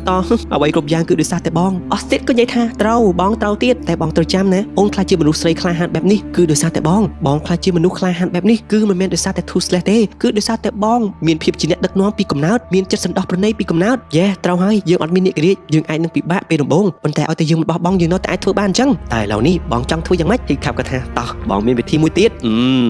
ចំពោះអ្នកទាំងអស់នេះវិញឥឡូវក៏ត្រូវបានគេចាប់ដាក់ក្នុងទ្រុងចង់តទល់ជាមួយមនុស្សក៏តទល់មិនបានដែរដោយសារតែ Toothless បញ្ជាពួកគេនៅឲ្យស្ងៀមចំណែកឯក្រុមរបស់ Hiccup វិញពួកគេគឺពាក់អាស្លាបរបស់ Hiccup នឹងដើម្បីហោះធ្វើដំណើរមកកាន់កន្លែងសម្ពៅនោះជួយអ្នករបស់ពួកគេចំពោះ Grimmel របស់យើងវិញក៏បានក្បត់ជាមួយនឹងក្រុមមេទាហានទាំងអស់នោះព្រោះ Grimmel របស់យើងក៏ចង់គ្រប់គ្រងអ្នកទាំងអស់ឲ្យមានអំណាចដែររួចក៏ប្រទះឃើញគ្នារបស់ Hiccup ពាក់ស្លាបចុះមកមិនទៅជាអញ្ចឹងមិនក៏ហោះហើរបានអញ្ចឹងHiccup ក៏បានបុកឲ្យអាប៉ែ Grimmel ធ្លាក់ចុះពីកំភ្លើងរបស់ខ្លួនវាក៏ផ្ដល់ឱកាសឲ្យ Toothless របស់យើងរើបំរា Toothless ក៏ប្រាប់ឲ្យអ្នកផ្សេងទៀតនឹងចេញពីទ្រុងបើកការវាប្រហារទៅលើក្រុមទាហានទាំងអស់នោះឥឡូវនេះដល់ពេលដែលក្រុមរបស់ Hiccup តទល់ជាមួយនឹងក្រុមទាហានទាំងអស់ដោយដៃផ្ទាល់ខ្លួនរបស់ពួកគេហើយលើកលែងតាអូយទៀតហើយស្នាប់ឡើងរបស់យើងនៅជាប់អាវនឹងទៀតហើយអត់ចុះមករួច Toothless របស់យើងក៏បានបើកមាត់រួចខ្លួនក៏បានព្រមភ្លើងមួយទំហឹងមករកអាប៉ែ Grimmel អញ្ចឹងអន្ទាក់នឹងក៏បានផ្អៀងមកផ្នែកមកខាងទៀត Hiccup និង Acid ក៏បានសហការគ្នាតទល់ជាមួយនឹងក្រុមទាហានរួចហើយភ្លើងឆេះផ្ទុះសាហាននឹងក៏ឆ្លៀតផ្ដើមស្នេហ៍បន្តិចសិនHiccup ក៏បានជានេះរបស់ Acid ដើម្បីទៅជួយ Toothless ប៉ុន្តែក៏ត្រូវបាននេះរបស់អាប៉ែ Grimmel បើកការវាប្រហារ Grimmel ក៏ថាឯងគិតថា Toothless នឹងខ្វាយខ្វល់ពីឯងគឺវាខ្វាយខ្វល់តែពី Life Fury ទេ Grimmel ក៏បានជិះ Life Fury ចាក់ចេញពីទីនោះ Hiccup របស់យើងក៏ព្យាយាមជួយ Toothless របស់យើងហក់ចូលទៅក្នុងទឹកជាមួយគ្នាជាចុងក្រោយពួកគេក៏ឡើងមកផ្នែកខាងលើបានគ្នារបស់ Hiccup ផ្សេងទៀតកំពុងតែតទល់ជាមួយនឹងក្រុមទាហានដើម្បីដោះលែងអ្នកក្រៀកទាំងអស់ Fishlake របស់យើងក៏បានទម្លាក់ខ្លួនមកទំហឹងមកអូដូចនេះអញ្ចឹងហក់បុកគ្នាទាំងអស់ទាហានហើយទាហានអ្នកនេះចង់តទល់ជាមួយនឹងកូននាគហ្នឹង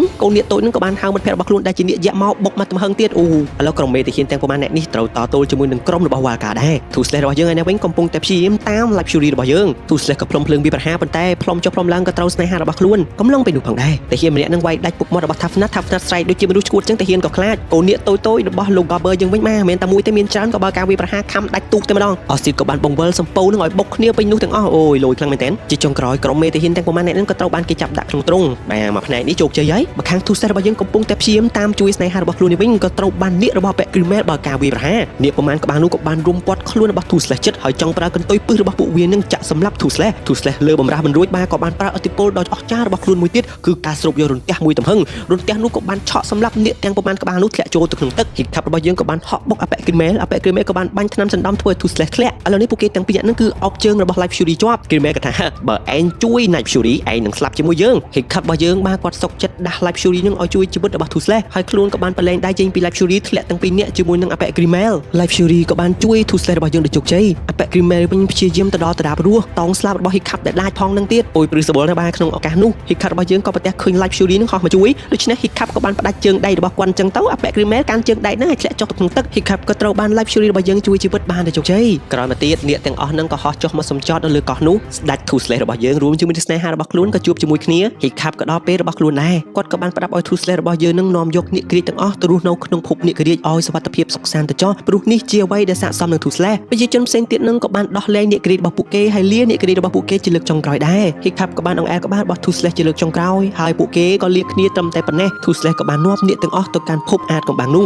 មួយរយៈក្រោយមកទៀត Hiccup របស់យើងក៏បានរៀបការជាមួយនឹង Ostrid អូនិយាយពីថាទស្សនវិជ្ជារៀបការនេះដូចនៅឋានសួគ៌អញ្ចឹងមិនបានប្រមាណផង Hiccup របស់យើងក៏មានកូនប្រុសកូនស្រី2នាក់ជាមួយនឹង Ostrid Hiccup ក៏បាននាំគ្រួសាររបស់ខ្លួនត្រាច់ចោលនៅក្នុងសមុទ្រខ្លួនក៏បាននិយាយតាក់ទងនឹងប្រវត្តិរបស់អ្នកក្រៀកប្រាប់កូនរបស់ពួកគេផងដែរតែចែកដល់អ្វី Hiccup របស់យើងក៏បានធ្វើដំណើរជួបជាមួយនឹងក្រុមគ្រួសាររបស់ Toothless ប៉ុន្តែ Toothless ហាក់ដូចជាអត់ស្គាល់ Hiccup របស់យើងទេអញ្ចឹងទាំង Ostrid នឹងក៏បានភ័យព្រួយការពារកូនរបស់ពួកគេ Hiccup គាត់ក៏ព្យាយាមសម្រួលអារម្មណ៍របស់ Toothless យកដៃអង្អែលអញ្ចឹងទៅប៉ុន្តែតាមពិតទៅ Toothless នៅស្គាល់ Hiccup អញ្ចឹងក៏បានហក់អោបហក់លិត Hiccup របស់យើងអញ្ចឹងទៅរួចហើយទាំងគ្រួសាររបស់ Hiccup នឹងក៏បានឡើងជិះទៅលើក្រុមគ្រួសាររបស់ Toothless បាទគេហៅថាជិះកំសាន្តជាមួយមិត្តភក្តិអញ្ចឹងណាហើយកូននេះតូចៗនឹងខ្ជូតខ្លាំងមែនតើណាហើយរឿងរបស់យើងក៏ដល់ទីបញ្ចប់ត្រឹមតែប៉ុណ្ណេះបាទអញ្ចឹងរឿងនេះគឺចប់ត្រឹមវគ្គហ្នឹងឯណាគ្នាយើងអត់មានវគ្គតអីទៀតទេអរគុណចំពោះការទស្សនារបស់អ្នកទាំងអស់គ្នាតាំងពីវគ្គ1បាទដែលសម្រាប់ឡើងវិញរហូតមកដល់វគ្គ3នេះដូច្នេះពេលនេះខ្ញុំរិទ្ធសូមអរគុណសូមជម្រាបលា